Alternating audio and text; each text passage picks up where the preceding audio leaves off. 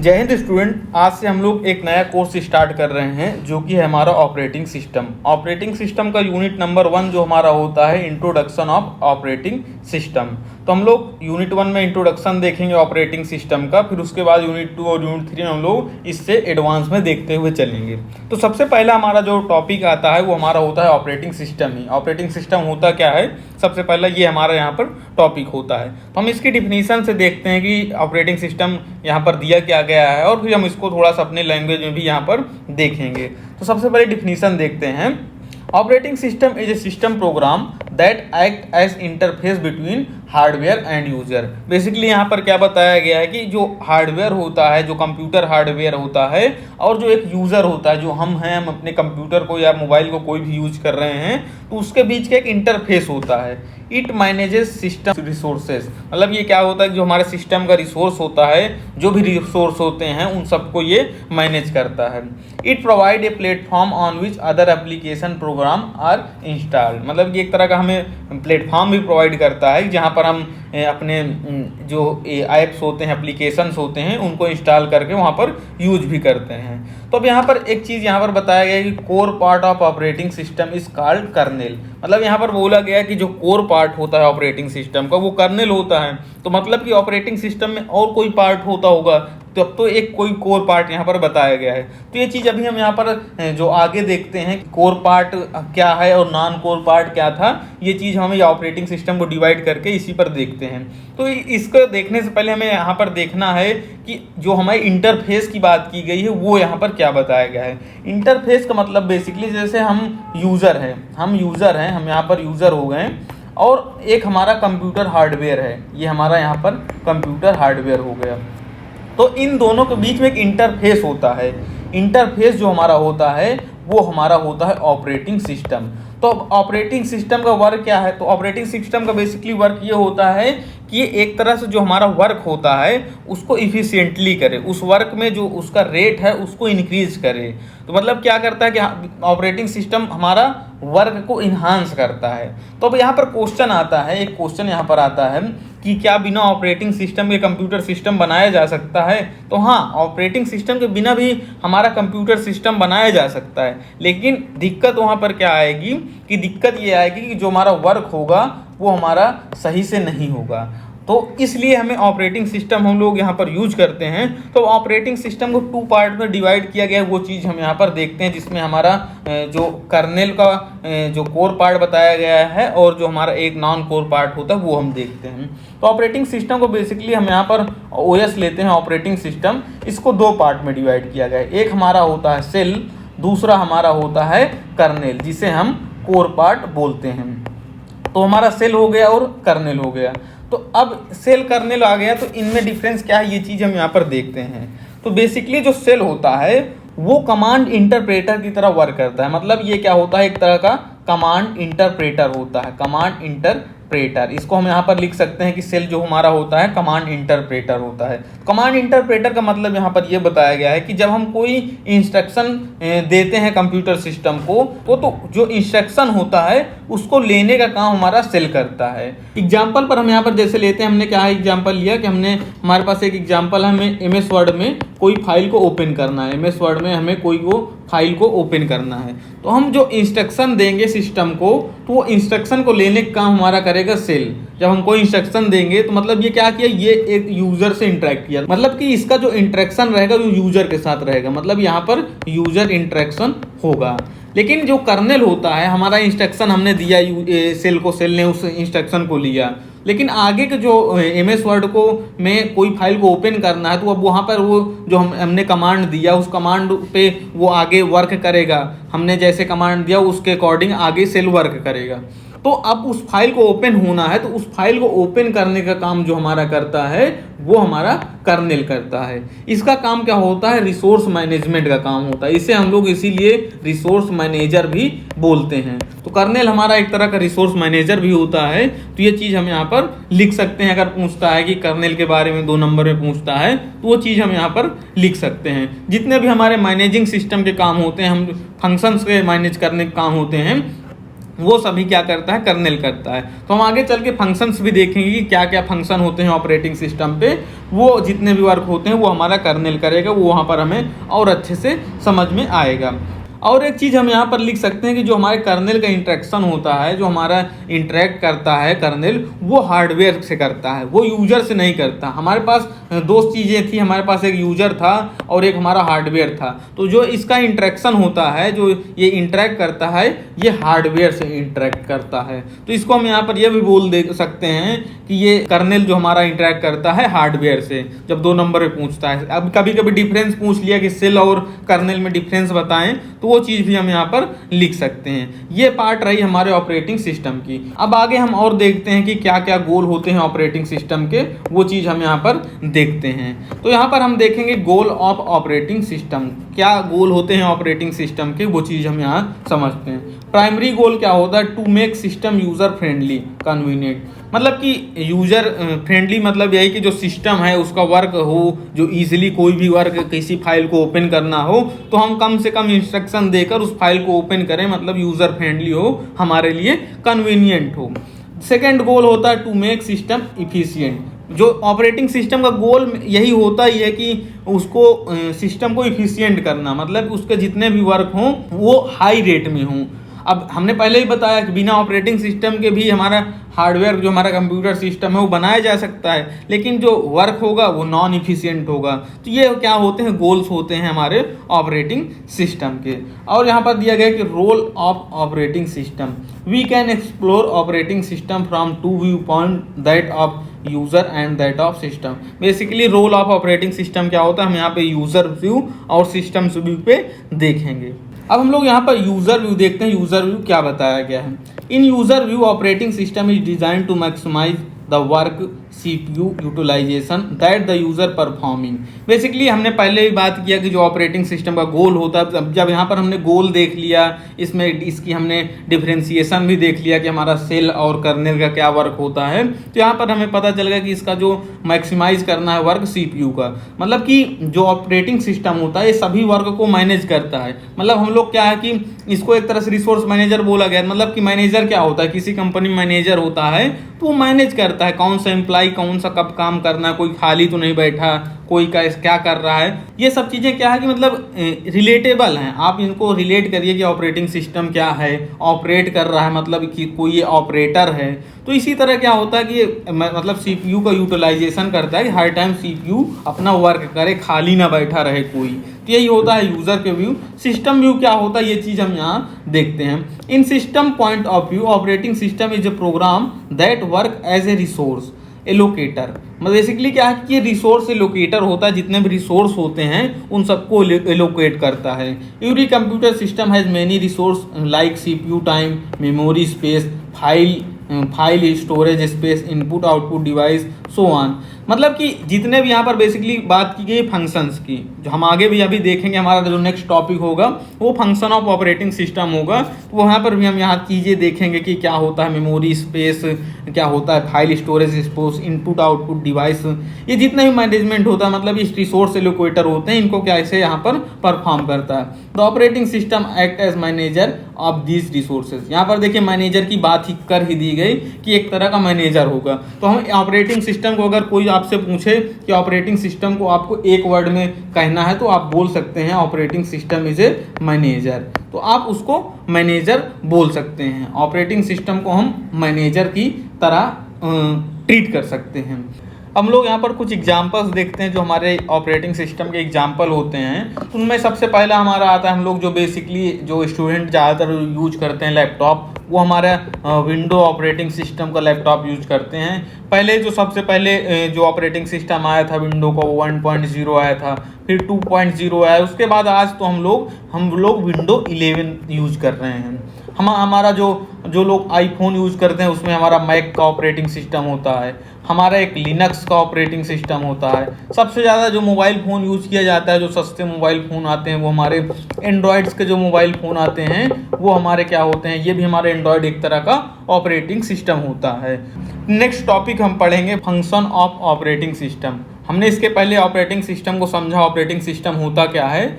हमने इसके पहले वीडियो में देखा था कि ऑपरेटिंग सिस्टम को एक वर्ड में क्या कह सकते हैं, हम इसे मैनेजर कह सकते हैं। तो यहाँ पर हम लोग ऑपरेटिंग सिस्टम को मैनेजर भी कह सकते हैं। अब फंक्शंस की बात की गई है तो सबसे पहले हमें फंक्शन को समझना होगा कि फंक्शन होता क्या है। जैसे हम लोग एग्जाम्पल के तौर पे लेते हैं हम लोग, क्योंकि हमें यहाँ पर दो चीज़ पढ़ेंगे, एक फंक्शंस पढ़ेंगे और एक हमारा सर्विस ऑफ ऑपरेटिंग सिस्टम वो भी पढ़ेंगे। तो फंक्शंस क्या होते हैं, हमें एक एग्जाम्पल समझते हैं। जैसे हमने एक कार का एग्जाम्पल लिया, कार का हमने एग्जाम्पल लिया, तो कार के दो चीज़ें होती हैं, एक होती है फंक्शन और एक होता है उसका जो सर्विसेज होती हैं। तो फंक्शंस क्या क्या होती हैं, फंक्शन में हम लोग जानते हैं कि उसके अगर वो उसका जो ऑटो ड्राइविंग मोड उसमें अवेलेबल है, उसके जो शीशे वगैरह हैं वो हम बटन से ऊपर नीचे कर सकते हैं, तो ये सब क्या होते हैं, फंक्शंस होते हैं। एयर कंडीशनर उसमें लगा हुआ है तो वो क्या है, फंक्शन है। लेकिन सर्विसेज क्या है, सर्विस हमारा जो कार प्रोवाइड करती है वो ट्रैवलिंग प्रोवाइड करती है।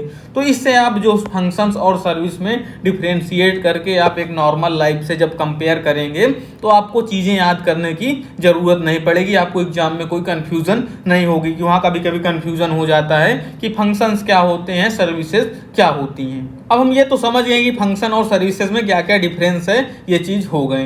कभी कभी आपसे अगर 5 नंबर में पूछ ले कि difference between service and function, तो वो भी आप यहाँ पर बता सकते हैं। तो हम लोग यहाँ पर फंक्शन स्टार्ट करते हैं। Operating system is responsible for following activities. जो ऑपरेटिंग सिस्टम होता है ये फॉलोइंग एक्टिविटीज़ के लिए रिस्पॉन्सिबल होता है। तो सबसे पहला जो हमारा फंक्शन आता है वो हमारा आता है प्रोसेस मैनेजमेंट। प्रोसेस मैनेजमेंट को हम एक तरह से यहाँ से कह सकते हैं, जो प्रोसेस मैनेजमेंट जितना प्रोसेस हमारा होता है वो हमारा सीपीयू के अंदर होता है। तो इसको हम लोग ये भी बोल सकते हैं कि ये सीपीयू मैनेजर, हम यहाँ पर सीपीयू मैनेजमेंट भी बोल सकते हैं।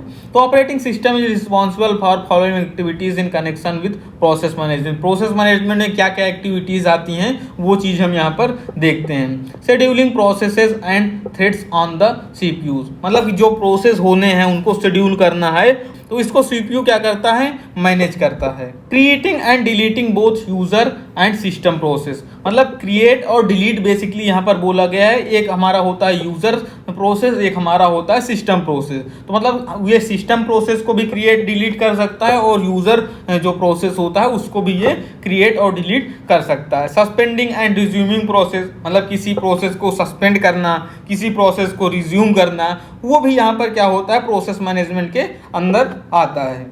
नेक्स्ट हमारा जो होता है providing mechanism for process synchronisation.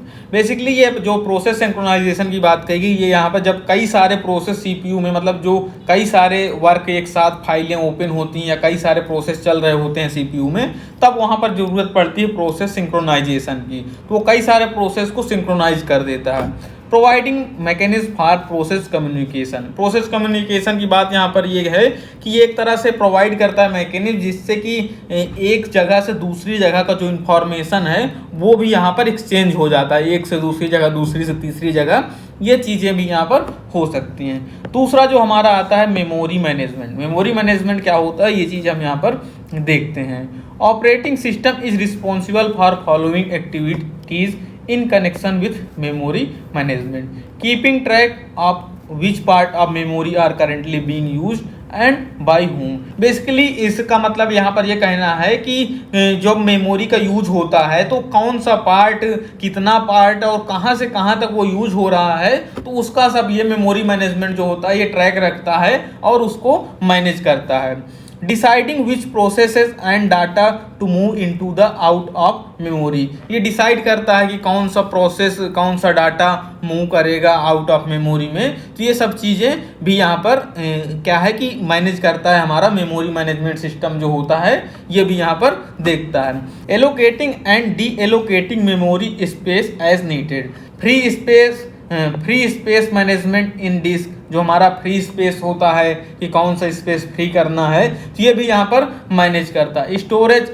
Allocation in disk, जो स्टोरेज एलोकेशन होता है उसको मैनेज करता है और डिस्क शेड्यूलिंग भी ये करता है। ये सब चीज़ें हमारी आती हैं एक तरह से मेमोरी मैनेजमेंट में। तो ये चीज़ें हमारी हो गई मेमोरी मैनेजमेंट। उसके बाद जो हमारा आता है फाइल मैनेजमेंट। फाइल मैनेजमेंट क्या होता है ये भी हम यहाँ पर समझते हैं। Operating system is responsible for following activities in connection with file management, creating and deleting file. यहाँ पे बताया गया कि जो किसी भी फाइल का क्रिएशन या डिलीशन भी ये मैनेज करता है, जो हमारा आता है फाइल मैनेजमेंट के अंतर्गत। Creating and deleting directories to organise file, directories को भी हमारी ये क्या करता है, क्रिएट और डिलीट करता है। Supporting primitive for manipulating files and directories, basically यहाँ पे मैनिपुलेटिंग फाइल एंड डायरेक्टरीज का मतलब ये है कि जैसे हम लोग कोई फाइल या डायरेक्टरीज हमारे सिस्टम में होती है तो हम उसको रीनेम करते हैं, तो रीनेम करते हैं तो उसे हम बोलते हैं मैनिपुलेटिंग, हम उसको कुछ ना कुछ मैनिपुलेशन कर रहे हैं। Mapping file on to secondary storage, जो फाइल्स होती हैं उनको सेकेंडरी स्टोरेज में कॉपी करना, स्टोर करना, शेयर करना, वो चीज़ें भी यहाँ पर ये क्या होता है, फाइल मैनेजमेंट करता है। Banking up file on the stable storage media, जो हमारे बैकिंग अप हम करते हैं, जो हम बैकअप करते हैं, उसके लिए भी ये मैनेजमेंट होता है, इसके भी उसके लिए रिस्पॉन्सिबल होता है। और कई सारे हमारे यहाँ पर मैनेजमेंट होते हैं, जैसे हमारा input output device management, network management, security and protection. इस वीडियो में हम लोग देखेंगे सर्विस ऑफ ऑपरेटिंग सिस्टम। जैसा कि इससे पहले वीडियो में हमने ये डिस्कस किया था कि सर्विसेज और फंक्शंस में क्या डिफरेंस होते हैं ऑपरेटिंग सिस्टम्स में, तो वैसे ही यहाँ पर हम लोग सबसे पहले देखेंगे कि सर्विसेज में क्या क्या टाइप्स पाई गई हैं। जैसे हमने वहाँ पे फंक्शंस देखे थे, क्या क्या फंक्शन थे ऑपरेटिंग सिस्टम के, तो यहाँ पे सर्विसेज में पहले इसके दो टाइप्स होते हैं। सर्विस में दो टाइप से होता है, एक हमारा होता है यूजर सर्विसेज और दूसरा हमारा होता है सिस्टम सर्विसेज। तो यूजर सर्विसेज और सिस्टम सर्विसेज में क्या क्या डिफरेंस है, बेसिकली जो यहाँ पे यूजर को सर्विसेज मिलती हैं, जो यूज़र फ्रेंडली होती हैं, वो हमारी आती हैं यूजर सर्विसेज में। जो सिस्टम के लिए ज़्यादा इम्पॉर्टेंट होती हैं उसे हम लोग सिस्टम सर्विसेज बोलते हैं। तो हमें यहाँ से सर्विसेज से ये तो जानकारी है कि सर्विस मतलब कि जो सुविधाएं हमें मिल रही हैं ऑपरेटिंग सिस्टम के थ्रू, उसकी हम यहाँ पर बात करने वाले हैं। तो यहाँ पर देखिए, जो हमने अपर के 3 हैं हमारे, ये हैं यूजर सर्विसेज, और जो नीचे के 3 हैं हमारे, ये हैं हमारे सिस्टम सर्विसेज। तो हम लोग सबसे पहले यूजर सर्विसेज से स्टार्ट करते हैं। सबसे पहला हमारा आता है यूजर सर्विसेज में यूज़र इंटरफेस। यूज़र इंटरफेस की हमने पहले भी बात की थी कि यूज़र इंटरफेस क्या होता है, तो वैसे यहाँ पे दिया गया कि almost all operating system provide user interface to the user. Basically यही बताया गया कि सभी ऑपरेटिंग सिस्टम जो होते हैं वो एक तरह का इंटरफेस यूज़र को प्रोवाइड करते हैं। तो अब ये जो यूज़र इंटरफेस में है, इसमें 2 टाइप के इंटरफेस होते हैं। एक हमारा होता है जिसे हम लोग शॉर्ट में बोलते हैं CLI। CLI का मतलब होता है हमारा command line interface. Command line interface एक होता है हमारा, और एक हमारा होता है GLI मतलब ग्राफिकल लाइन इंटरफेस। तो कमांड लाइन इंटरफेस और ग्राफिकल लाइन इंटरफेस में क्या डिफरेंस होते हैं, ये चीज़ हम यहाँ पर थोड़ा सा देखते हैं। जो कमांड लाइन इंटरफेस होता है, यहाँ पर कमांड से पता ही चलता है कि यहाँ पर बेसिकली जो कमांड लाइन इंटरफेस होता है, यहाँ पे हम लोग जो टेक्स्ट फॉर्म में कोई कमांड देते हैं ऑपरेटिंग सिस्टम को, तो वो हमारा होता है कमांड लाइन इंटरफेस। इसका एग्जांपल अगर देखें तो हमारा जो DOS ऑपरेटिंग सिस्टम होता है, ये कमांड लाइन इंटरफेस का एग्जांपल होता है। GLI में जो होता है ग्राफिकल लाइन इंटरफेस में, उसमें बेसिकली क्या है कि हम लोग जो एक तरह सा इंटरफेस यूज करते हैं वो विड्थ बेस्ड होता है, ग्राफिकल बेस्ड होता है, और ये हम लोग वहाँ पर विजिबिलिटी देखते हैं, क्या विजिबिलिटी होती है इंटरफेस की, वो चीज़ हम वहाँ पर देखते हैं। जो हम बेसिकली हम लोग जो जितना भी यूज करते हैं ऑपरेटिंग सिस्टम, जो हमारा चाहे वो विंडो का हो, चाहे वो हमारा लिनक्स हो, चाहे वो हमारा मैक हो, ये जितने भी ऑपरेटिंग सिस्टम हैं वो ग्राफिकल लाइन इंटरफेस पे बेस्ड होते हैं। तो ये चीज़ अब अभी आप ध्यान दीजिएगा, कभी आपसे पूछ ले एग्जांपल कि इंटरफेस में कमांड लाइन इंटरफेस का एग्जांपल पूछ ले या ग्राफिकल लाइन इंटरफेस का एग्जांपल पूछ ले, तो आप वहाँ पर ये एग्जांपल दे सकते हैं। तो दोनों का मैंने यहाँ पर एग्जांपल बताएं। ये होते हैं हमारे यूज़र इंटरफेस की हमने बात की। उसके बाद आता है हमारा प्रोग्राम एग्जीक्यूशन। प्रोग्राम एग्जीक्यूशन हमने पहले भी देख रखा है, मतलब कि operating system provide the services of program execution. Program is loaded into memory and CPU is assigned to it for it execution. मतलब कि ये एक तरह से जो हमारे प्रोग्राम को एग्जीक्यूट कराता है, जो हमारे मेमोरी, जो प्रोग्राम को मेमोरी में लोड करना हो, कहाँ पे फिर बाद में हमें उसे, जब हमारा प्रोग्राम एग्जीक्यूट हो जाता है तो उसको सेकेंडरी मेमोरी में भी एग्जीक्यूट कराना होता है। तो ये जितने भी प्रोग्राम एग्जीक्यूशन होते हैं इनको सबको ये सर्विसेज, हमें ये चीज़ें भी यहाँ पर मिलती है जो हमारी होती है यूजर सर्विसेज में। एसएस इनपुट आउटपुट डिवाइसेस, मतलब कि एसेस करना इनपुट आउटपुट डिवाइस का, ये भी सर्विसेज हमें ऑपरेटिंग सिस्टम ही प्रोवाइड करती हैं। मतलब कि यहाँ पर जितनी बातें हम कर रहे हैं वो ऑपरेटिंग सिस्टम द्वारा सर्विसेज जो हमें मिल रही हैं उनकी बातें कर रहे हैं। तो operating system provide input output devices to running program. अब यहाँ पर हम आपको समझाते हैं थोड़ा सा। जैसे हमने क्या लिया कि हमने कोई कीबोर्ड लिया, कीबोर्ड हमने यहाँ पर लिया, तो ऑपरेटिंग सिस्टम क्या होता है, उसको एक कंट्रोलर प्रोवाइड करता है। हम लोग मेमोरी लेते हैं तो मेमोरी को भी वो मेमोरी कंट्रोलर प्रोवाइड करता है। हम कोई जैसे मॉनिटर लिए, मॉनिटर जब हम लेंगे तो वहाँ पर हमें वीडियो कंट्रोलर मिलेगा। तो ये जितने भी कंट्रोलर होते हैं ये हमें ऑपरेटिंग सिस्टम ही प्रोवाइड करता है, जिससे कि हमारे जितने ये वर्क हो रहे हैं ये सभी एक तरह से कंट्रोल्ड रहें, एग्जीक्यूशन इसका इफ़िशिएंटली हो और हमारा जो वर्क हो वो हमें अच्छा मिले। तो ये चीज़ हमें यहाँ पर क्या है, सर्विस प्रोवाइड कर होती है यूजर सर्विसेज में। तो हमने यूजर सर्विसेज की बात की, जो हमने तीनों सर्विसेज थी हमारी यूजर सर्विसेज थी। अब इसके बाद हम यहाँ पर थोड़ा सा देखते हैं हमारा जो सिस्टम सर्विसेज क्या क्या होती हैं, ये चीज़ हम यहाँ पर देखते हैं। सिस्टम सर्विसेज में सबसे पहला आता है हमारा file system access. File system access क्या है, इसकी बात हम यहाँ पर करते हैं। Operating system provide services like read and write files, मतलब कि ऑपरेटिंग सिस्टम हमें प्रोवाइड करते हैं जिससे हम फाइल को रीड कर सकते हैं, राइट कर सकते हैं। File and directories, search for given file and directory, हम किसी फाइल या डायरेक्टरीज को हम सर्च कर सकते हैं। Access and deny to file and directories, जब जैसे हम कोई नया ऐप इंस्टॉल करते हैं तो वहाँ पर क्या है कि हमें पूछता है, परमिशन मांगता है कि एसेस करें ने की परमिशन दी जाए या डेनी की जाए। ये हमें कौन प्रोवाइड करता है, ये हमें ऑपरेटिंग सिस्टम ही प्रोवाइड करता है। ETC to the running program, ये चीज़ें हमें सब प्रोवाइड किया ऑपरेटिंग सिस्टम। फिर इसके बाद हमारा आता है error detection and response. Error detection and response की बात यहाँ पर करते हैं कि ऑपरेटिंग सिस्टम हमें एरर डिटेक्शन एंड रिस्पॉन्स कैसे प्रोवाइड करता है। Error may be generated by the user programs, मतलब कि ये एरर जो हमारा होता है मे बी जनरेटेड, हम मतलब यूजर से ही जनरेट किया गया हो, और हार्डवेयर या हमारा जो हार्डवेयर हम यूज कर रहे हैं उसके द्वारा वहाँ पे जनरेट हो गया हो।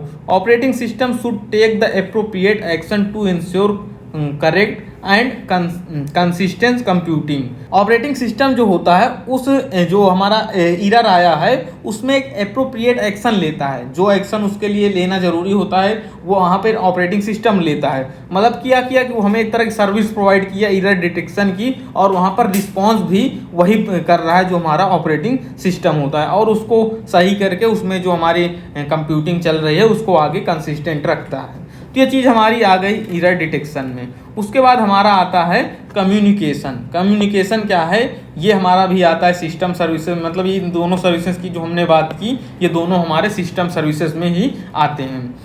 अब कम्युनिकेशन में देखते हैं, बेसिकली यहाँ पे बात ये की जा रही है कि जो हमारे प्रोसेस होते हैं, जो हमारे CPU में प्रोसेस वगैरह होते हैं, जो हमारे प्रोग्राम की एग्जीक्यूशन होता है वो हमारा चाहे सेम कंप्यूटर में हो रहा हो चाहे दूसरे कंप्यूटर सिस्टम में हो रहा हो। अब अगर सेम कंप्यूटर में होगा तो कम्युनिकेट ईजिली कर लेगा, उसमें कम्युनिकेशन हमारा हम ईजिली कर सकते हैं। जो ऑपरेटिंग सिस्टम है हम उसी में हम दो प्रोग्राम को कर रहे हैं। हमने फंक्शंस में भी देखे थे कि हमें ये कम्युनिकेशन प्रोवाइड करता है, अगर हम चाहे वो जितने भी प्रोग्राम एक साथ एग्जीक्यूट हो रहे हों तो सबको सिंक्रोनाइज भी कर देता था और कम्युनिकेशन भी प्रोवाइड करता था। तो इसी तरह जैसे अगर सेम कंप्यूटर में है तो सिंक्रोनाइज करके काम कर रहा है, वो दो सभी प्रोग्राम को एक साथ भी रन करता है। लेकिन अगर अलग अलग सिस्टम में है, एक हमारे पास मैकबुक कोई दूसरा है, एक मैकबुक कोई दूसरा है, तो दो मैकबुक हैं, दोनों में ऑपरेटिंग सिस्टम क्या है हमारा मैक का ऑपरेटिंग सिस्टम है। तो उन दोनों के बीच भी हम किसी नेटवर्क के थ्रू कम्युनिकेट कर सकते हैं। तो ये भी हमें सर्विस प्रोवाइड करता है ऑपरेटिंग सिस्टम। तो ये सारी सर्विसेज थी जो हमें ऑपरेटिंग सिस्टम प्रोवाइड करता है, और कई सारे सर्विसेज होती हैं जो हमें ऑपरेटिंग सिस्टम प्रोवाइड करता है, जिसमें हमारा होता है एक रिसोर्स एलोकेटर, रिसोर्स जो एलोकेशन होता है वो भी हमें ऑपरेटिंग सिस्टम प्रोवाइड करता है, और हमें प्रोटेक्शन प्रोवाइड करता है, प्रोटेक्शन भी प्रोवाइड करता है ऑपरेटिंग सिस्टम, अकाउंटिंग हमें प्रोवाइड करता है ऑपरेटिंग सिस्टम। तो ये कई सारे सर्विसेज होते हैं जो हमें ऑपरेटिंग सिस्टम प्रोवाइड करता है। तो ये हमारा यहाँ पे services of operating system complete हुआ। तो इसके बाद हम लोग देखें क्लासिफिकेशन ऑफ ऑपरेटिंग सिस्टम। इस जो हमारा ऑपरेटिंग सिस्टम है उसमें क्या क्या क्लासिफिकेशन किए गए हैं, कि कौन सा जो ऑपरेटिंग सिस्टम है कौन सा जो उसका क्लासिफिकेशन वो अच्छा है, कौन सा ज़्यादा टाइम लेता है, इस चीज़ों को भी हम लोग यहाँ पर डिस्कस करेंगे। तो हम लोग यहाँ पर कुछ ऑपरेटिंग सिस्टम के क्लासिफिकेशन ले रखे हैं, कुछ हमने यहाँ पर अभी नहीं ले रखे हैं, उनको हम आगे चलकर डिटेल में पढ़ेंगे। तो यहाँ पर मेनली जो 5 ऑपरेटिंग सिस्टम हमने ले रखे हैं, सबसे पहला हमारा आता है सीरियल सिस्टम, दूसरा आता है हमारा सिंपल बैच सिस्टम, तीसरा हमारा है मल्टी प्रोग्रामिंग सिस्टम। तो इसे हम लोग जो मल्टी प्रोग्रामिंग सिस्टम होता है हम लोग इसको क्या बोलते हैं, टाइम शेयरिंग ऑपरेटिंग सिस्टम भी बोलते हैं, इसको हम लोग टाइम शेयरिंग भी बोलते हैं। तो आपको कभी अगर इसमें पूछ ले कि टाइम शेयरिंग में आपको मल्टी प्रोग्रामिंग ना दे तो आप वहाँ पर इस वही सेम चीज़ लिख सकते हैं, वही दोनों का मतलब वहाँ पर एक ही होता है। चौथा हमारा होता है multitasking system, real time system जो हमारा होता है 5वां होता है। कभी कभी क्या होता है कि एग्जाम में आपको पूछ लेता है hierarchical structure of classification of operating system, तो और वहाँ पर पूछ लेगा कि आपको कुछ डिटेल्स उसकी देनी है कि टाइम का, साइज का, उसका सीपीयू यूटिलाइजेशन का। तो मतलब जैसे हमने इससे पहले जो सीओए का एग्ज़ाम था उसमें हमने देखा था कि वहाँ पर मेमोरी का हायरार्किकल स्ट्रक्चर पूछता था और उसमें डिटेल में पूछता था कि जो टाइम का कैसा उसका ग्राफ है और उसका जो साइज का कैसा ग्राफ है, तो वो चीज़ हम वहाँ पर देखते थे। उसी तरह इसके भी क्वेश्चन कभी कभी पूछ लेता है, जैसे कि हम लोग इसको हायरार्किकल में ऐसे ही बना सकते हैं, आप इसको ऐसे जैसे हमने वहाँ ट्रायंगल में लेकर बनाया करते थे आप वैसे ही बना सकते हैं कि आप ऐसे डिवीज़न करके जैसे आपकी इच्छा हो आप वैसे बना सकते हैं। तो अब यहाँ पर हम डिस्कशन करते हैं कि कैसा इसका मेमोरी साइज डिक्रीज करता है, कैसे इसका वेटिंग टाइम जो हमारा होता है रिस्पॉन्स टाइम इंक्रीज डिक्रीज करता है, वो चीज़ हम यहाँ पर देखते हैं। तो सबसे पहला हमारा आता है डिक्रीजिंग मेमोरी साइज। जो मेमोरी का साइज होता है वो डिक्रीज करता है इधर से इधर, एरो यहाँ पर जो दिया गया है उससे हम यहाँ पर कह सकते हैं कि जो रियल टाइम सिस्टम का होता है वो क्या होता है सबसे ज़्यादा मेमोरी साइज का होता है, मतलब ऊपर से नीचे की ओर जो मेमोरी साइज होता है वो डिक्रीज हो रहा है। तो जो सीरियल सिस्टम होगा इसका जो मेमोरी साइज होगा बहुत ही कम होगा, मतलब बहुत डिक्रीज हो जाता है। Increasing waiting time and response time, मतलब जो वेटिंग टाइम होगा सिस्टम का, जो रिस्पॉन्स टाइम होगा वो क्या होगा, इंक्रीज करेगा। जो रियल टाइम सिस्टम का होगा वो जल्दी रिस्पॉन्स, जल्दी वेटिंग जो टाइम होगा वो ज़्यादा वेट नहीं करना पड़ेगा और रिस्पॉन्स जो आएगा बहुत जल्दी आएगा। लेकिन जो हमारा मल्टीटास्किंग होगा, मल्टीटास्किंग उसका थोड़ा सा इंक्रीज करेगा नीचे की ओर, मतलब जो सीरियल सिस्टम है इधर की ओर हमारा इंक्रीज करते हुए चला जाएगा। ये क्या है कि हमारा ये एक तरह से क्या होगा कि नीचे की ओर हमारा क्या होगा कि इनके डिसएडवांटेज हमको ज़्यादा बढ़ते चले जाएंगे। और यहाँ पर तीसरा दिया गया डिक्रीजिंग स्पीड ऑफ सीपीयू, जो सीपीयू का स्पीड होगा वो भी यहाँ पर क्या होगा, जो रियल टाइम का होगा यहाँ पर सबसे ज़्यादा होगा। जो सीरियल सिस्टम होगा इसका जो स्पीड होगी, इसमें जो सीपीयू का स्पीड होगा बहुत ही स्लो होगा। डिक्रीजिंग सीपीयू यूटिलाइजेशन, जो यूटिलाइजेशन होगा सीपीयू का, जैसे हमने ऑपरेटिंग सिस्टम हमने बनाया ही था कि हम जो सीपीयू का यूटिलाइजेशन अच्छा करने के लिए, मतलब कि जो हम लोग जी वर्क करें उसमें इफ़िशिएंटली वर्क कर रहे हैं, हमारा जो रेट ऑफ वर्क हो वो हमारा अच्छा हो, तो इसलिए हम लोग ऑपरेटिंग सिस्टम यूज करते थे। तो वहीं पे क्या है कि जो रियल टाइम सिस्टम होता है इसका हमें सबसे अच्छा यूटिलाइजेशन मिलता है सीपीयू का।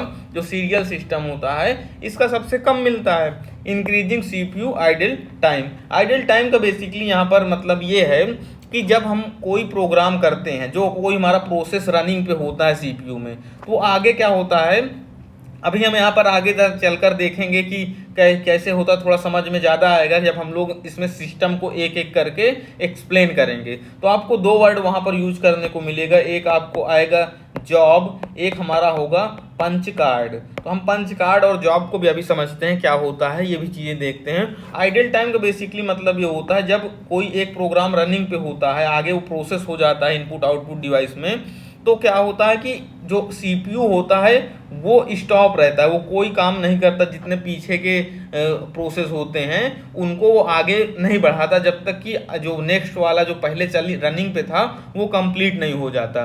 तो क्या होता है कि इधर जो सीरियल सिस्टम में सबसे ज़्यादा आइडल टाइम होता है, जो रियल टाइम में सबसे कम होता है। अब सीरियल टाइम को हम यहाँ पर थोड़ा सा बता देते हैं कि सीरियल टाइम है क्या। सीरियल टाइम यहाँ पर दिया गया, in this system operating system is not needed program interact directly with computer hardware. Basically जो सीरियल सिस्टम है इसमें हम ऑपरेटिंग सिस्टम का यूज़ ही नहीं करते, जो हमारा ओएस है हम उसका यहाँ पर यूज़ ही नहीं करते। जो हमारा इंटरफेस होता है यूज़र और कंप्यूटर हार्डवेयर के बीच में कोई इंटरफेस ही नहीं होता। जैसे हमने पहले भी एक क्वेश्चन पुट अप किया था, क्या कोई कंप्यूटर सिस्टम बिना ऑपरेटिंग सिस्टम के बनाया जा सकता है, तो हमने क्या कहा था कि हाँ हम बना सकते हैं बिना ऑपरेटिंग सिस्टम के भी। तो वही जो ये सीरियल सिस्टम वाला होता है कंप्यूटर सिस्टम, हम इसे ही बोलते हैं विदाउट ऑपरेटिंग सिस्टम का कंप्यूटर सिस्टम। तो हम यहाँ पर कोई ऑपरेटिंग सिस्टम नहीं यूज करते जिससे हमारा यूटिलाइजेशन ऑफ CPU, हमारा स्पीड कम मिलती है, हमें यूटिलाइजेशन ऑफ CPU कम मिलता है, हमें वेटिंग टाइम हमारा ज़्यादा लगता है, रिस्पॉन्स टाइम ज़्यादा लगता है और मेमोरी साइज भी हमारी यहाँ पर कम होती है। इसके बाद हम लोग देखते हैं जो मेन हमारे ऑपरेटिंग सिस्टम के क्लासिफिकेशन है, हमारा जो बैच आता है, इसके बाद हमारा आएगा मल्टी प्रोग्रामिंग सिस्टम। तो इनको हम डिटेल में एक एक करके देखते हैं। तो उससे पहले हम लोग थोड़ा सा देखते हैं कंपोनेंट ऑफ कंप्यूटर सिस्टम। जो कंप्यूटर सिस्टम के कंपोनेंट क्या थे, हमने इससे पहले भी देख रखा था कि क्या क्या कंपोनेंट थे, लेकिन यहाँ पर भी थोड़ा सा देख लेते हैं। हमने पहले देखा था हार्डवेयर क्या होता है, basic computing resource like CPU, memory, input output device ETC। Application program क्या होता है, program that are use to solve user computing problem, that is web browser, compiler, word processor ETC। मतलब ये जो जितने भी हमारे एप्लीकेशन प्रोग्राम्स होते हैं वो हमारे वही यहाँ पर बात कही है। हमने ऑपरेटिंग सिस्टम को भी डिटेल में एक वीडियो में कवर कर रखा है कि ऑपरेटिंग सिस्टम होता क्या है, वो चीज़ें भी हमने वहाँ पर अच्छे से बताया था, इसे होता ही क्या है पूरा इसकी डेप्थ में। तो आप उसे भी जाकर देख सकते हैं कि ऑपरेटिंग सिस्टम होता क्या है। यूज़र को तो हम लोग बेसिकली जानते हैं कि हम एक यूज़र ही हैं। User perform the computation with the help of application program. हम एप्लीकेशन प्रोग्राम की हेल्प से कोई भी कंप्यूटेशन को परफॉर्म करते हैं। इसकी अगर देखा जाए तो एब्स्ट्रैक्ट व्यू थोड़ा सा यहाँ पर बना रखा है हमने, user 1, user 2, user 3, user N यहाँ पर ले रखे हैं। ये हमारा एप्लीकेशन प्रोग्राम और सिस्टम प्रोग्राम कुछ भी हो सकता है। ये हमारा OS होता है ऑपरेटिंग सिस्टम। ये कंप्यूटर हार्डवेयर में हमारा चाहे वो कीबोर्ड हो, हमारा माउस हो, हमारे मॉनिटर हो, मतलब ये जितने भी हमारे हार्डवेयर डिवाइसेस आते थे, ये हमारा एक हमने यहाँ पर एब्स्ट्रैक्ट व्यू आपको थोड़ा सा दिखा दिया जो हमारा कंपोनेंट ऑफ कंप्यूटर सिस्टम। आपको इसकी वैसे भी नॉलेज होगी, आप सेकेंड ईयर में स्टडी कर रहे हैं। तो अब यहाँ पर देखते हैं कि हमारा जो जॉब का क्या मतलब है, जॉब की भी यहाँ पर थोड़ा सा डिटेल में दिया गया है। When we combine program input data control instruction together is called job. Basically जब हम लोग किसी प्रोग्राम इनपुट डाटा और कंट्रोल इंस्ट्रक्शन जो दिए गए हैं, जब उनको हम लोग कंबाइन कर देते हैं तो हम लोग उसे बोलते हैं जॉब। तो ये आपको कभी कभी 2 नंबर में क्वेश्चन पूछ सकता है कि जॉब क्या है, इसका आपको थोड़ा सा डिटेल देना पड़ेगा। आप बोल सकते हैं combine program input data control instruction को जब हम लोग टुगेदर करते हैं तो वो हमारा होता है जॉब। आप ये थोड़ा सा डायग्राम भी बना सकते हैं। एक आपको यहाँ पर वर्ड यूज़ करते हुए देखा जाएगा कि जो हमारा होता है पंच कार्ड। पंच कार्ड होता क्या है, ये चीज़ हम यहाँ पर देखते हैं। पंच कार्ड यहाँ पर मैंने स्क्रीन पर लगा रखा है, आप देख सकते होंगे कि बेसिकली क्या होता है कि एक तरह का कार्ड बोर्ड रहता है, एक तरह का हम लोग इस कार्ड बोर्ड होता है जिसमें हम लोग पंचिंग करते हैं। पंचिंग मतलब छोटे छोटे होल करते हैं जो कि एक बाइनरी फॉर्म में डाटा को डिजिटली स्टोर करते थे। ये पहले यूज़ किए जाते थे, तब इतना इन्हांसमेंट हमारे कंप्यूटर सिस्टम में नहीं था, तब ये पंच कार्ड यूज किए जाते थे। तो ये बाइनरी फॉर्म में डायरेक्टली जो इंस्ट्रक्शन होते हैं, जो इंफॉर्मेशन होती है, उसको स्टोर करता था। तो क्लासिफिकेशन ऑफ ऑपरेटिंग सिस्टम में हमें अब देखना है बैच सिस्टम। बैच सिस्टम होता क्या है ये हम यहाँ पर देखेंगे। बेसिकली बैच सिस्टम नाम से ही पता चल रहा है कि इसमें कोई बैच वगैरह बनाए जाते होंगे। और एक चीज़ ये है कि ये जो हमारा है ये फर्स्ट ऑपरेटिंग सिस्टम था सेकेंड जनरेशन का ये फर्स्ट ऑपरेटिंग सिस्टम था। तो अब जो फर्स्ट ऑपरेटिंग सिस्टम है तो इसमें कुछ प्रॉब्लम्स वगैरह भी क्रिएट्स हुई होंगी, फिर इसके बाद आगे कई ऑपरेटिंग सिस्टम बनाए गए हैं। तो ये हम यहाँ पर देखेंगे। जो बैच ऑपरेटिंग सिस्टम है, यहाँ पर देखिए डिफिनीशन से पहले देखते हैं। सबसे पहला पॉइंट दिया गया है batch means set of job with similar need. मतलब कि बैच यहाँ बनाया गया है। बैच कैसे बनाया जाता है, जैसे हम लोग बोलते हैं कि अगर सेम ईयर में हमारे साथ कोई लड़का या कोई भी स्टूडेंट पढ़ रहा होता है तो हम बोलते हैं कि हमारे बैच का स्टूडेंट है। तो वहाँ पर क्या सिमिलर है, सिमिलरिटीज़ होती हैं। तो batch means set of job with similar need, जो जॉब, जो इंस्ट्रक्शन, जो वर्क, जो प्रोसेस सिमिलर होते हैं उन्हें हम एक बैच में रख के उसे हम सिमिलर एक बैच बनाते हैं।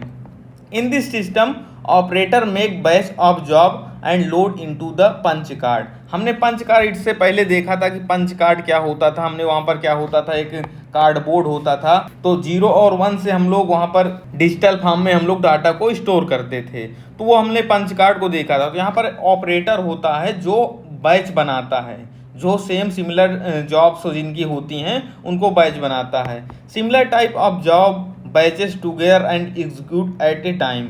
जो सिमिलर टाइप के जॉब होते हैं जिन्हें एक बैच में रखा जाता है वो एक टाइम में एग्जीक्यूट हो जाते हैं। जैसे यहाँ पर देखिए क्या है, ये डायग्राम में दिया गया है। यहाँ पर यूज़र 1 है, यूज़र 2, यूज़र 3, यूज़र 4। हमने यहाँ पर चार यूज़र ले रखे हैं जिनकी एक एक कोई जॉब है। यहाँ पर जॉब दी गई है, जॉब 1, जॉब 2, जॉब 3, जॉब 4। अब यहाँ पर जो ऑपरेटर है, ये ऑपरेटर चेक करेगा कि इनमें, इन चारों में से किसकी सिमिलर जॉब है, किन किन की सिमिलर जॉब है। हमने इसको 1 माना, इसको 2 माना, इसको 3 माना, इसको 4 माना, ये हो गया। लेकिन अब इसने चेक किया कि यहाँ पर 1 और 3 की जो जॉब है सिमिलर है, उसको एक बैच बना दिया, और जो 2 और 4 की जो जॉब है वो सिमिलर है, उनको बैच 1, इसको बैच 1 में रख दिया और इसको बैच 2 में बना दिया। बैच 1 और बैच 2 हो गया। अब इसको आगे सबसे पहले बैच 1 को कंप्यूटर में भेजेगा, जो कंप्यूटर के अंदर हमारा CPU और इनपुट आउटपुट जो डिवाइसेस होगी, सेकेंडरी मेमोरी होगी, वहाँ अब आगे इस बैच को प्रोसेस के लिए सेंड कर देगा। और वो प्रोसेस जब तक बैच 1 कंप्लीट नहीं हो जाएगा तब तक हमारा बैच 2 इंटर उसमें नहीं करेगा। ये हमारा इसका जो प्रोसेस होता है बैच सिस्टम का सिंपली। तो अब यहाँ पर एडवांटेज देखते हैं, क्या एडवांटेज है। एडवांटेज ये हुआ कि save time from activities like loading compiler. मतलब कि बैच बना दिया तो वहाँ पे क्या हुआ कि एक बैच में कई लोग हैं तो एक साथ उसने काम कर दिया। तो इसने क्या किया, टाइम की सेविंग किया। No manual intervention by user is needed. मतलब कि यहाँ पर जो यूज़र का इंटरेक्शन इसमें नहीं रहता, यूज़र इंटरफेयर नहीं करता। एक बार जो बैच लोड हो गया वो पूरा जब तक प्रोसेस नहीं हो जाता कोई भी यूज़र का इंटरफेयर यहाँ पर करना नहीं पड़ता। It can work offline so it make less stress on CPU। Basically जो बैच सिस्टम होता है ये ऑफलाइन वर्क कर सकता है, क्योंकि यहाँ पे क्या होता है कि हम जो ये पंच कार्ड देते थे, इस पंच कार्ड में इंस्ट्रक्शन जो रहते हैं हम इसको पहले लोड कर देते हैं। तो जब इंस्ट्रक्शन उसको ऑफलाइन ही मिल जा रहे हैं, उसके मेमोरी में पहले से मिल जाते हैं उसको पंच कार्ड के थ्रू। एक पंच कार्ड जो हमारा इंफॉर्मेशन सेव करने के लिए होता है, तो वो उसको वर्क को ऑफलाइन वर्क प्रोसेस करता है, जिसकी वजह से CPU पे स्ट्रेस हमारा कम होता है, लेस स्ट्रेस होता है CPU में। ये हमारा हो गया एडवांटेज। अब डिसएडवांटेज भी देखते हैं क्या क्या डिसएडवांटेज यहाँ पर हो रहे हैं। डिसएडवांटेज यहाँ पर हो रहा है कि लिमिटेड मेमोरी, इसकी जो मेमोरी होती है ये लिमिटेड हमें मिलती है। It is hard to debug. It is hard to debug का मतलब यहाँ पर कहने का मतलब ये है कि जैसे हमारा बैच 1 है, बैच 1 में 2 जॉब हैं 1 और 3। हमारा बैच 2 में 2 और 4 हमारे 2 जॉब हैं। अब बेसिकली जैसे अब ये जॉब इधर इंटर हो गया एक बार, तो अब इसमें ये पता अगर कोई प्रॉब्लम आ रही है बैच 1 में तो हमको हार्ड होगा कि कहाँ प्रॉब्लम है। पता नहीं जॉब 1 में प्रॉब्लम है, जॉब 2 में प्रॉब्लम है, तो हमें यही पता नहीं चल रहा है किस जॉब में प्रॉब्लम है। तो यहाँ पे हार्ड होगा। अगर एक एक पर्सनल लोग जाएगा, जैसे ग्रुप में होता है, ग्रुप में आप लोग होते हैं तो आप आवाज़ करते हैं, कोई आप बदमाशी करते हैं क्लास में, तो टीचर आपको जान नहीं पाता। लेकिन अगर आप सिंगल क्लास में इंटर कर रहे हैं तब तो वो आपको पकड़ लेगा ना। तो वही बात यहाँ पर हुई कि यहाँ पे हार्ड होता है डिबग करने में। तो ये चीज़ हुआ। और यहाँ पर क्या हुआ, interaction of input output directly with CPU। जो इंटरेक्शन होता है इनपुट आउटपुट डिवाइस का वो डायरेक्टली होता है CPU का। और CPU इज़ ऑफन आइडियल। मतलब कि आइडियल का मतलब हमने पहले ही बताया था कि जब CPU को वेट करना पड़ता है तब हम यहाँ पर ये वर्ड का यूज़ करते हैं। तो अब बेसिकली यहाँ पर ये जो CPU वेट क्यों कर रहा है, ये CPU खाली क्यों रह रहा है, इसको हम यहाँ पर थोड़ा सा डायग्रामेटिकली समझते हैं। अब हम लोग इसको थोड़ा डायग्रामेटिकली समझते हैं कैसे यहाँ पर ये वर्क करता है आगे जब हम कंप्यूटर में इसको ट्रांसफ़र करते हैं, जहाँ पे हमें प्रॉब्लम्स जो हमारा सीपीयू आइडियल रहता है वो कैसे यहाँ पर प्रॉब्लम आता है। हमने यहाँ पर दो बैच लिया, हमने जो दो बैच पहले बनाए थे, बैच 1 और बैच 2। बैच 1 और बैच 2 लिए तो हमने सबसे पहले क्या, बैच 1 का जो काम है वो सिमिलर पर्सन यहाँ पर हैं, जो सिमिलर नीड वाले लोग हैं, जो सिमिलर नीड वाले जॉब्स हैं, उनको उसको सबसे पहले हमने ट्रांसफ़र किया। वो क्या हुआ, सबसे पहले यहाँ पर हमने एक शॉप ले रखा है, मतलब एक शॉपिंग एरिया है, हम कोई भी मॉल कह सकते हैं, हम एक ऐसे एग्जाम्पल में ले रखे हैं जिसमें हमने दो पार्ट रखे हैं। दो पार्ट मतलब एक हमारा सीपीयू है, दूसरा हमारा इनपुट आउटपुट है। इनपुट आउटपुट में हमारा क्या है, बिलिंग काउंटर है, और जो सीपीयू में हमारा प्रोडक्ट है। तो अब यहाँ पर सिमिलर नीड वाले लोग हैं जिसको हमें मान लीजिए चाहिए प्रोडक्ट टू चाहिए, तो वो यहाँ पर इंटर किया, यहाँ से इंटर आया, बैच 2 यहाँ पर आया, उसने प्रोडक्ट 2 को लिया और यहाँ से आगे निकल गया अपना बिलिंग काउंटर में, बिलिंग कर रहेगा। तो जब बैच 1 यहाँ पे प्रोडक्ट लेके आगे बिलिंग कराने जाएगा, तब तक जब तक बिलिंग होगा यहाँ पे, जब तक यहाँ पर बिलिंग होगा तब तक के लिए ये पोर्शन जो है तब तक के लिए खाली रहेगा हमारा, मतलब तब तक के लिए सीपीयू हमारा खाली रहेगा, वेट करेगा। तो ये इसलिए क्या रहेगा, ये यहाँ पे आइडियल रहेगा, इसीलिए यहाँ पे बोला गया है कि यहाँ पे सीपीयू आइडियल रहता है। तो अब जब बैच 2 आएगा तो बैच 2 हमारा इंटर किया, यहाँ पर प्रोडक्ट लिया, हम मान लीजिए प्रोडक्ट 3 लिया, फिर आगे बिलिंग काउंटर पे गया, तो फिर तब तक के लिए ये खाली रहेगा जब तक वो बिलिंग काउंटर में प्रोडक्ट जो बैच 2 है बिलिंग करा के यहाँ से एग्जिट नहीं करा जाएगा। तो इसीलिए यहाँ पर क्या होता है, सीपीयू कुछ समय के लिए वेटिंग लिस्ट में रहता है, तो इसीलिए इसे बोलते हैं आइडल। ये हमारा हुआ बैच सिस्टम की प्रोग्रामिंग ऑपरेटिंग सिस्टम। इससे पहले हमने देखा था बैच सिस्टम जो था उसमें क्या था, बेसिकली उसमें हम लोग जब कोई भी प्रोसेस इंटर करते थे कंप्यूटर में, तो जब तक एक प्रोसेस कंप्लीट नहीं हो जाता था तब तक दूसरा प्रोसेस जो होता था वो इंटर नहीं होता था। लेकिन जो मल्टी प्रोग्रामिंग ऑपरेटिंग सिस्टम है, इसमें क्या होता है कि हमारा जब एक प्रोसेस इंटर हो जाता है, आगे बढ़ता है, जब वो सीपीयू में पहुंचता है, सीपीयू के बाद जब हमारा पहुंचता है इनपुट आउटपुट डिवाइस में, तो दूसरा जो प्रोसेस होता है वो इंटर हो जाता है और वो सीपीयू में वर्क करता है। तो इसको पहले हम डिफिनीशन से देखते हैं, डिफिनीशन क्या कहती है यहाँ पे, फिर उसके बाद देखते हैं कि क्या कैसे इसका प्रोसेस होता है। सबसे पहला पॉइंट यहाँ पे दिया है, main objective of multi programming is maximize CPU utilization. मतलब कि जो इसका मेन ऑब्जेक्टिव ही है मल्टी प्रोग्रामिंग का, कि जो हमारा सीपीयू का यूटिलाइजेशन हो वो ज़्यादा से ज़्यादा हो। जैसे हमारा बैच में क्या होता था, बैच में जब हमारा सीपीयू इनपुट आउटपुट में किसी प्रोसेस को ट्रांसफ़र कर देता था तो सीपीयू वेट करता था, सीपीयू क्या था, आइडियल रहता था, वहाँ पर वेटिंग लिस्ट में रहता था। लेकिन जो यहाँ मल्टी प्रोग्रामिंग ऑपरेटिंग सिस्टम में होता है, जैसे हम यहाँ पर देखते हैं, जैसे हमारा एक प्रोसेस पहला हमने जॉब 1 लिया, जॉब 1 पहले हमारा गया सीपीयू में, सीपीयू के बाद हमारा जो इनपुट आउटपुट डिवाइस है वहाँ पे ट्रांसफ़र हो गया। जब वहाँ पे ट्रांसफ़र होकर वहाँ उसकी प्रोसेसिंग चल रही होगी तभी हमारा जॉब 2 सीपीयू में चला जाएगा। जॉब 1 तो यहाँ से हमारा पहुँच चुका है इनपुट आउटपुट डिवाइसेस में, लेकिन जब ये यहाँ प्रोसेसिंग में रहेगा तो यहाँ पे जॉब 2 जो रहेगा वो तब सीपीयू में उसी समय चला जाएगा। तो मतलब जो सीपीयू रहेगा वो हमारा खाली नहीं बैठा रहेगा। जब हमारा जॉब 2 हमारा यहाँ पे आ जाएगा, फिर हमारा जॉब 3 सीपीयू में चला जाएगा। मतलब क्या है कि ये लाइन से आगे बढ़ता जाएगा और पीछे से नया प्रोसेस इसमें इंटर करता जाएगा। तो इससे क्या होगा कि हमारे जो सीपीयू का यूटिलाइजेशन होगा वो ज़्यादा हो जाएगा। More than one process can reside in main memory which are ready to execute, that is more than one process is in ready state. मतलब वही बात है ना कि यहाँ पे जॉब 1 अगर यहाँ पे पहुँचा तो यहाँ पे जॉब 2 हो गया, मतलब कि दो जो प्रोसेस हैं वो एक साथ रन हो रहे हैं, वो एक साथ रेडी स्टेट में रहते हैं। तो यही चीज़ यहाँ पर बोली गई है।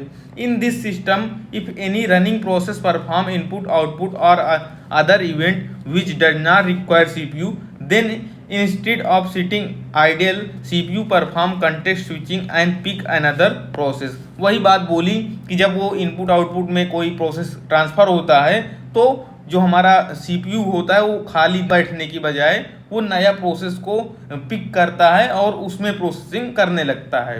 अब इसके कुछ एडवांटेज यहाँ पर दिए गए हैं, उनको हम यहाँ पर देखते हैं। हाई सीपीयू यूटिलाइजेशन, ये हमने देखा। Less waiting time, response time, क्योंकि यहाँ पे वेटिंग होगी नहीं, सीपीयू उसको इंस्ट्रक्शन को आगे, प्रोसेस को आगे ट्रांसफर किया, यहाँ से दूसरा प्रोसेस जो होगा उसको भी स्टार्ट कर देगा।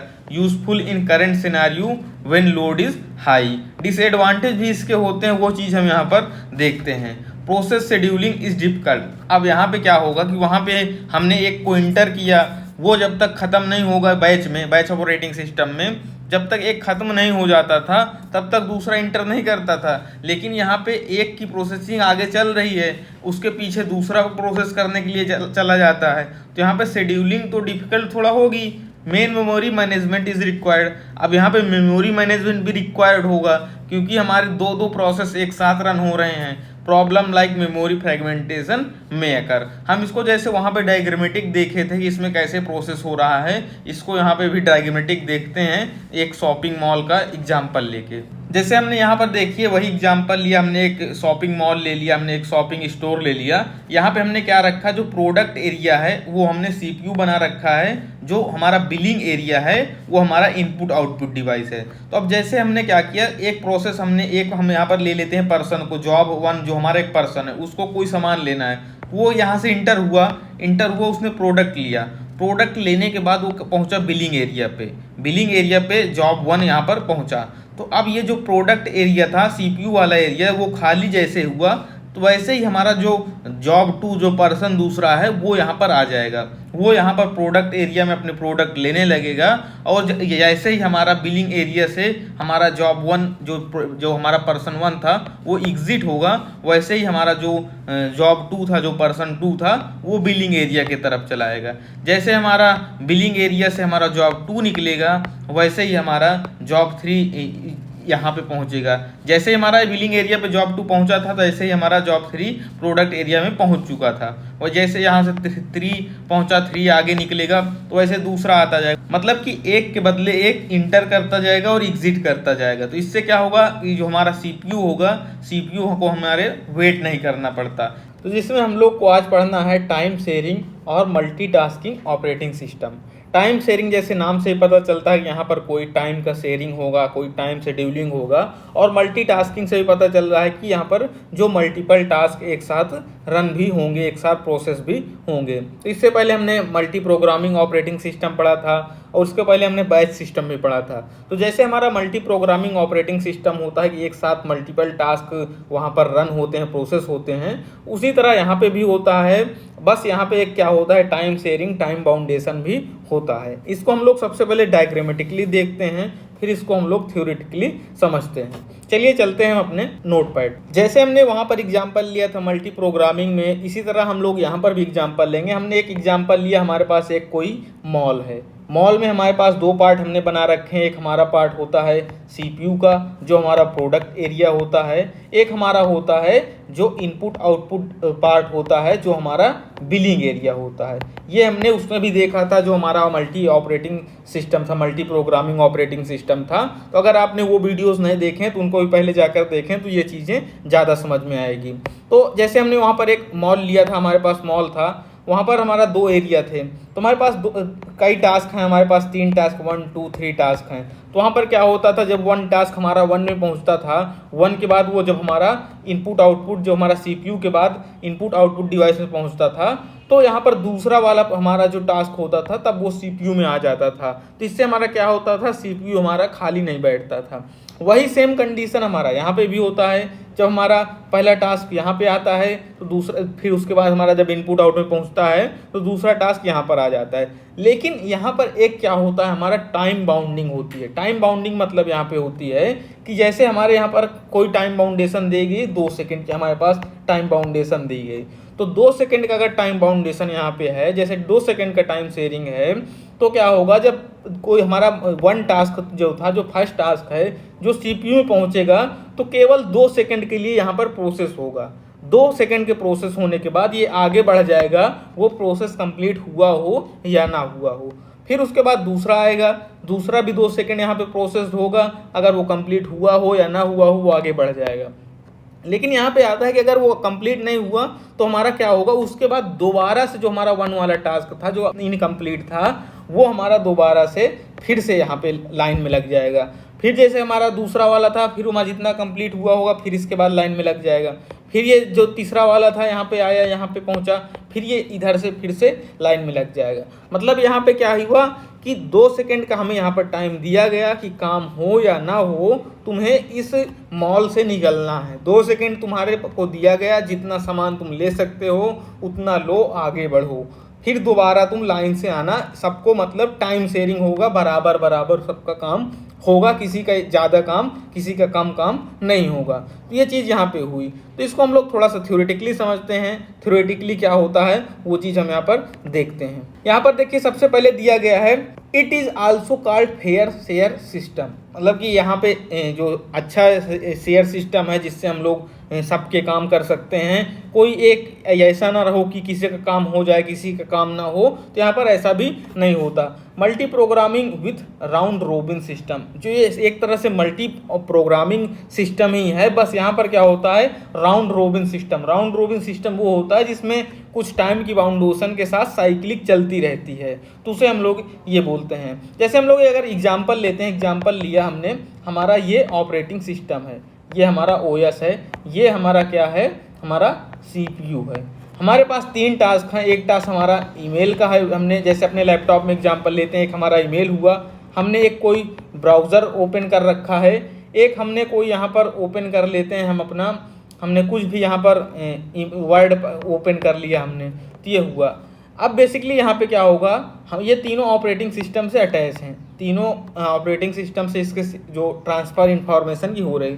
यहाँ पर ओएस क्या करेगा कि हम यहाँ पर हमने टाइम बाउंडेशन वही लेते हैं 2 सेकंड की। हमने जब ईमेल को ओपन किया तो ऑपरेटिंग सिस्टम 2 सेकंड के लिए सीपीयू में जो ईमेल की प्रोसेस करेगा, 2 सेकंड ब्राउज़र को ओपन करके प्रोसेस करेगा, 2 सेकंड के लिए वर्ड को प्रोसेस करेगा।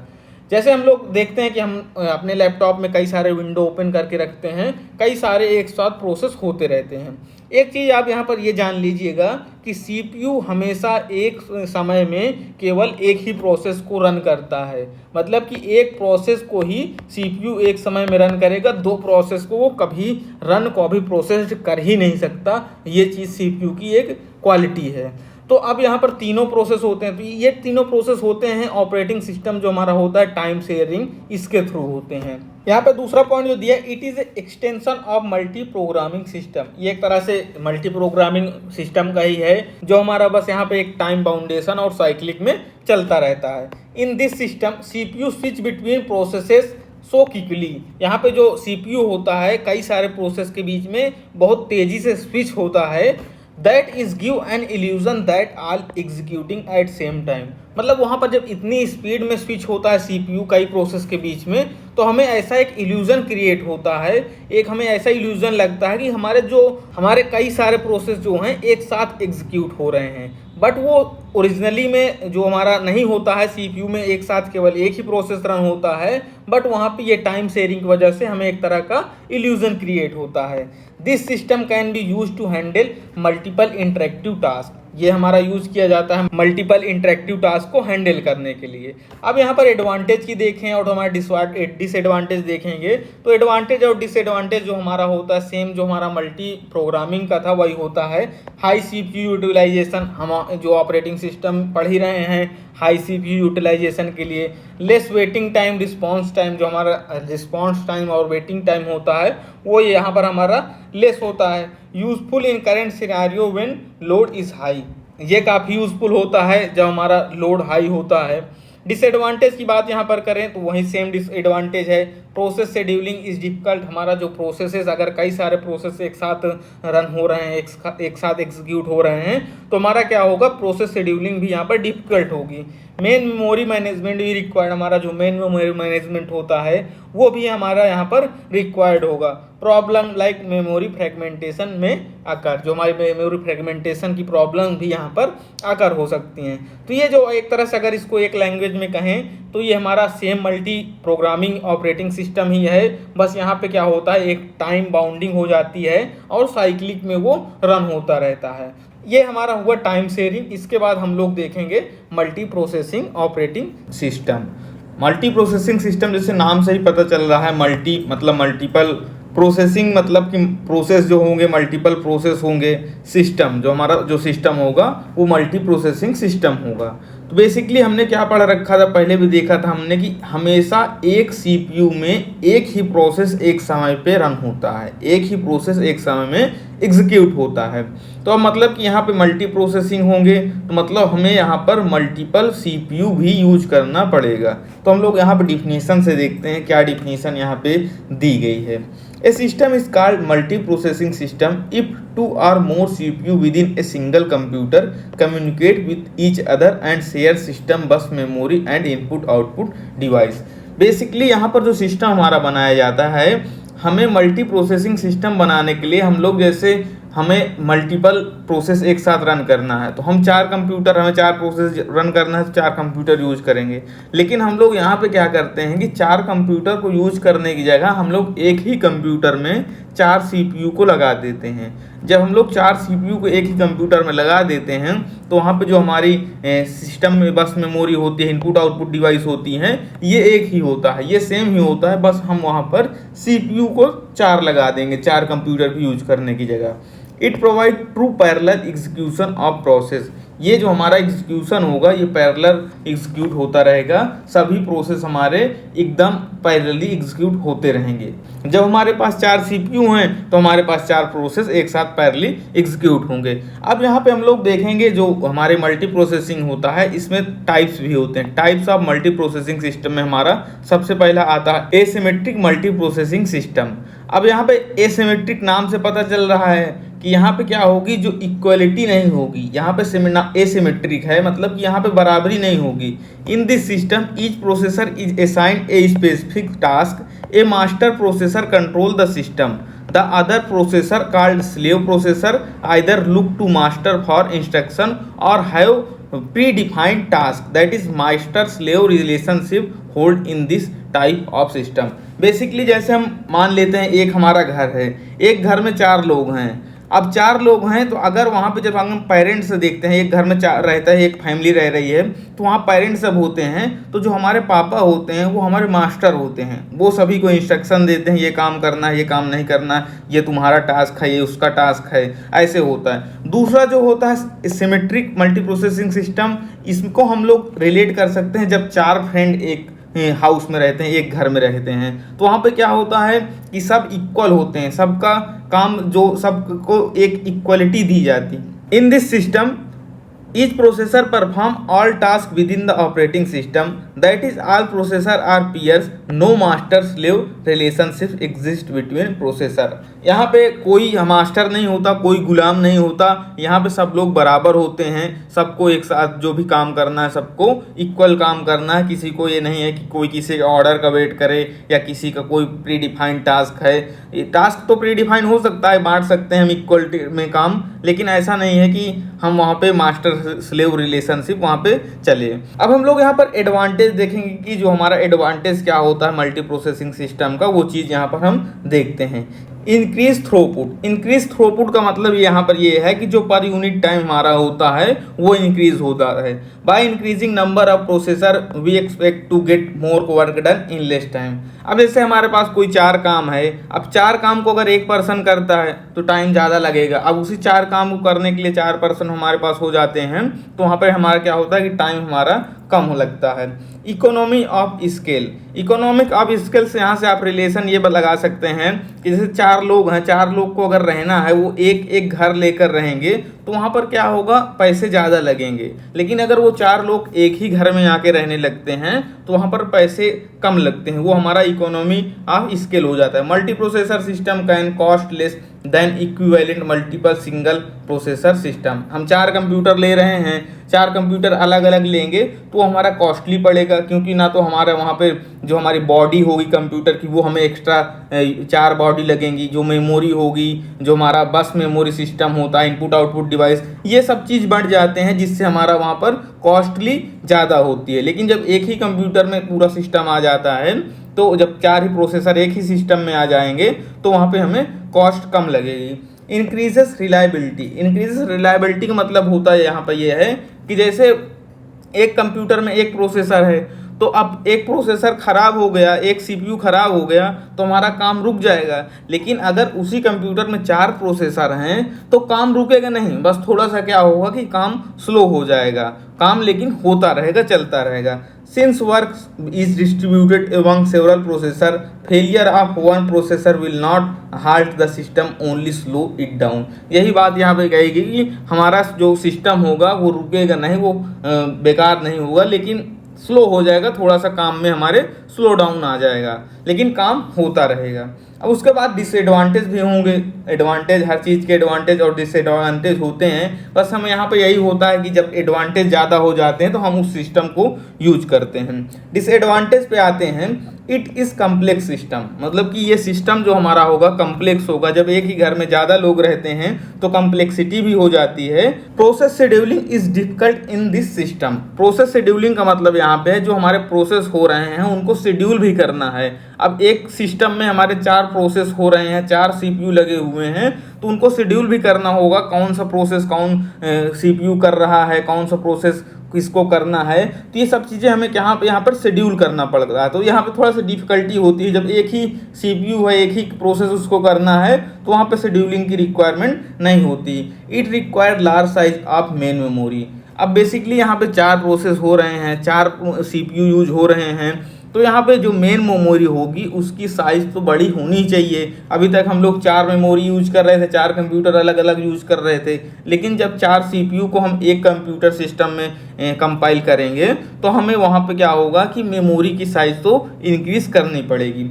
Overhead reduces throughput. Overhead reduce throughput का मतलब यहाँ पे ये कहा गया है कि जैसे हमें कोई हमारा 4 प्रोसेस सीपीयू में रन हो रहे हैं, लेकिन कभी उसको रीड और राइट मेमोरी से करना है। मेमोरी तो हमारी एक ही यहाँ पे है, लेकिन जब उसको रीड और राइट करना होगा तो कभी कभी ऐसा होगा कि दूसरा प्रोसेस वहाँ पे रीड करने राइट करने गया होगा, तब उस समय आपको क्या होगा कि वेट करना पड़ेगा।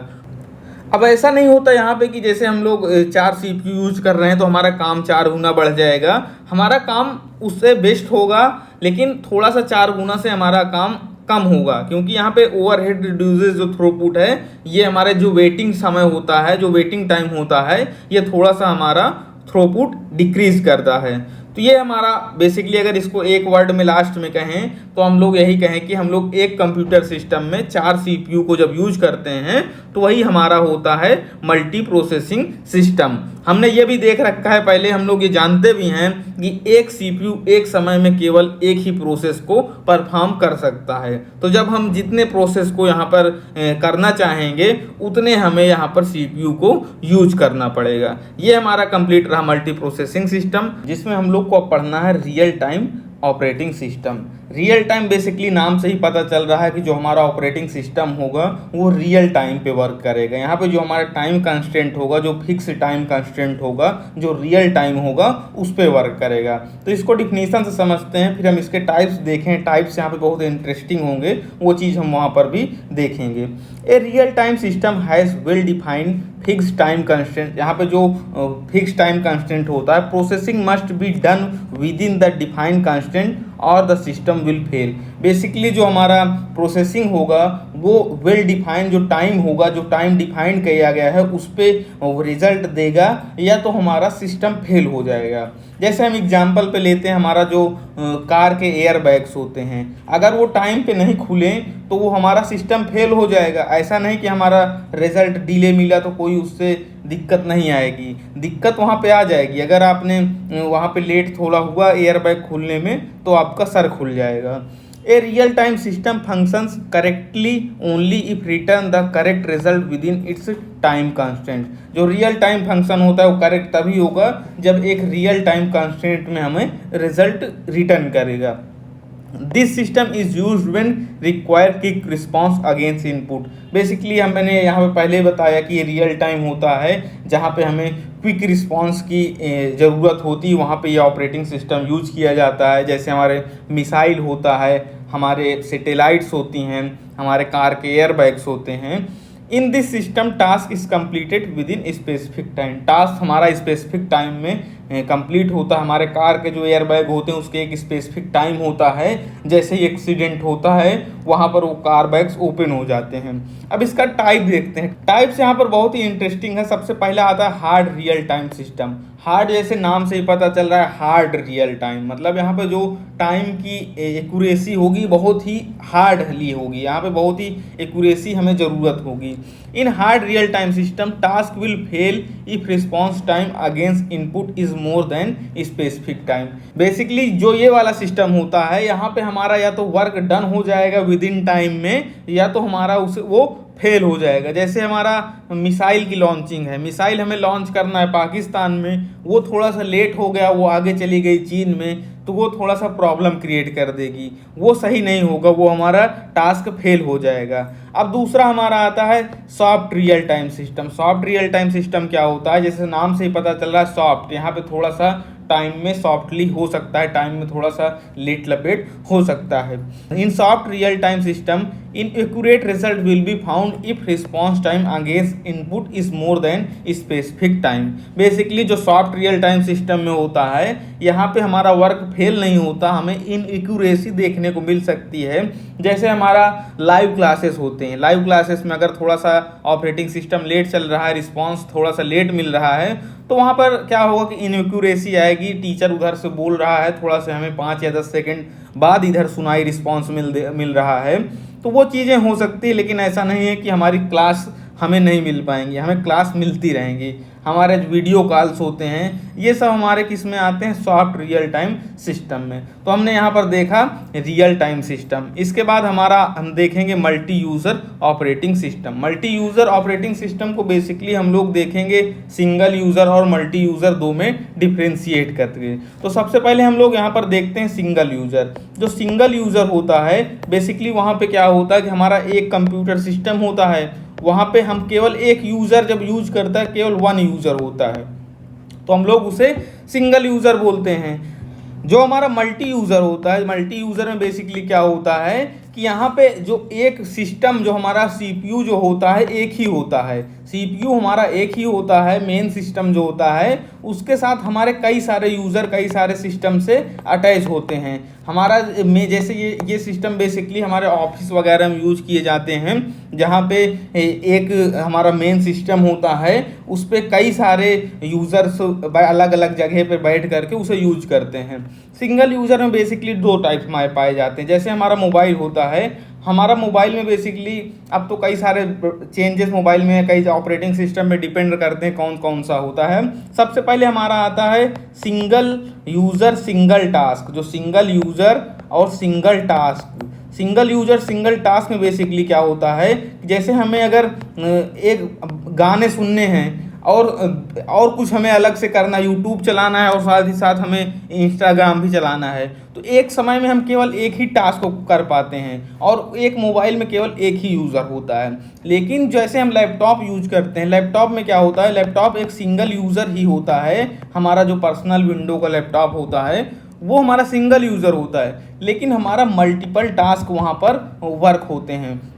मल्टीटास्क जैसे हम लोग क्या होता है, बैकग्राउंड में हम म्यूज़िक भी चला के रखते हैं, हम बैकग्राउंड में यूट्यूब भी हमारा चलता रहता है, बैकग्राउंड में कोई डाउनलोडिंग भी चल रही है, हम यहाँ पर कुछ और भी वर्क कर रहे हैं, एक साथ मतलब वहाँ पे क्या कई वर्क हो रहे हैं, कई टास्क रन हो रहे हैं। तो ये हमारा क्या होता है, single user multiple task, multitask. तो यहाँ पे हमारा जो सिंगल यूज़र में आता है दो टाइप से डिफ्रेंशिएट किए गए हैं, सिंगल यूज़र सिंगल टास्क और सिंगल यूज़र मल्टीटास्क। और जो हमारा मल्टी यूज़र में होता है यहाँ पे हमारा वही है कि हम बेसिकली हमारा एक सीपीयू सिस्टम होता है, एक जो मेन सिस्टम हमारा एक होता है और उसमें कई सारे यूज़र्स अलग अलग प्लेस पे बैठ करके वो वहाँ पर एक ही सिस्टम से यूज करते हैं, सभी के पास सेम इंफॉर्मेशन की ट्रांसफ़र भी होती रहती है। तो यहाँ पे बेसिकली जो मल्टी यूज़र ऑपरेटिंग सिस्टम होता है, यहाँ पे जो हमारा टाइम शेयरिंग हमारा ऑपरेटिंग सिस्टम भी वर्क करता है। इसके पहले हमने हमने टाइम शेयरिंग का पढ़ा था, टाइम शेयरिंग ऑपरेटिंग सिस्टम, उसको अगर आपने नहीं देखा है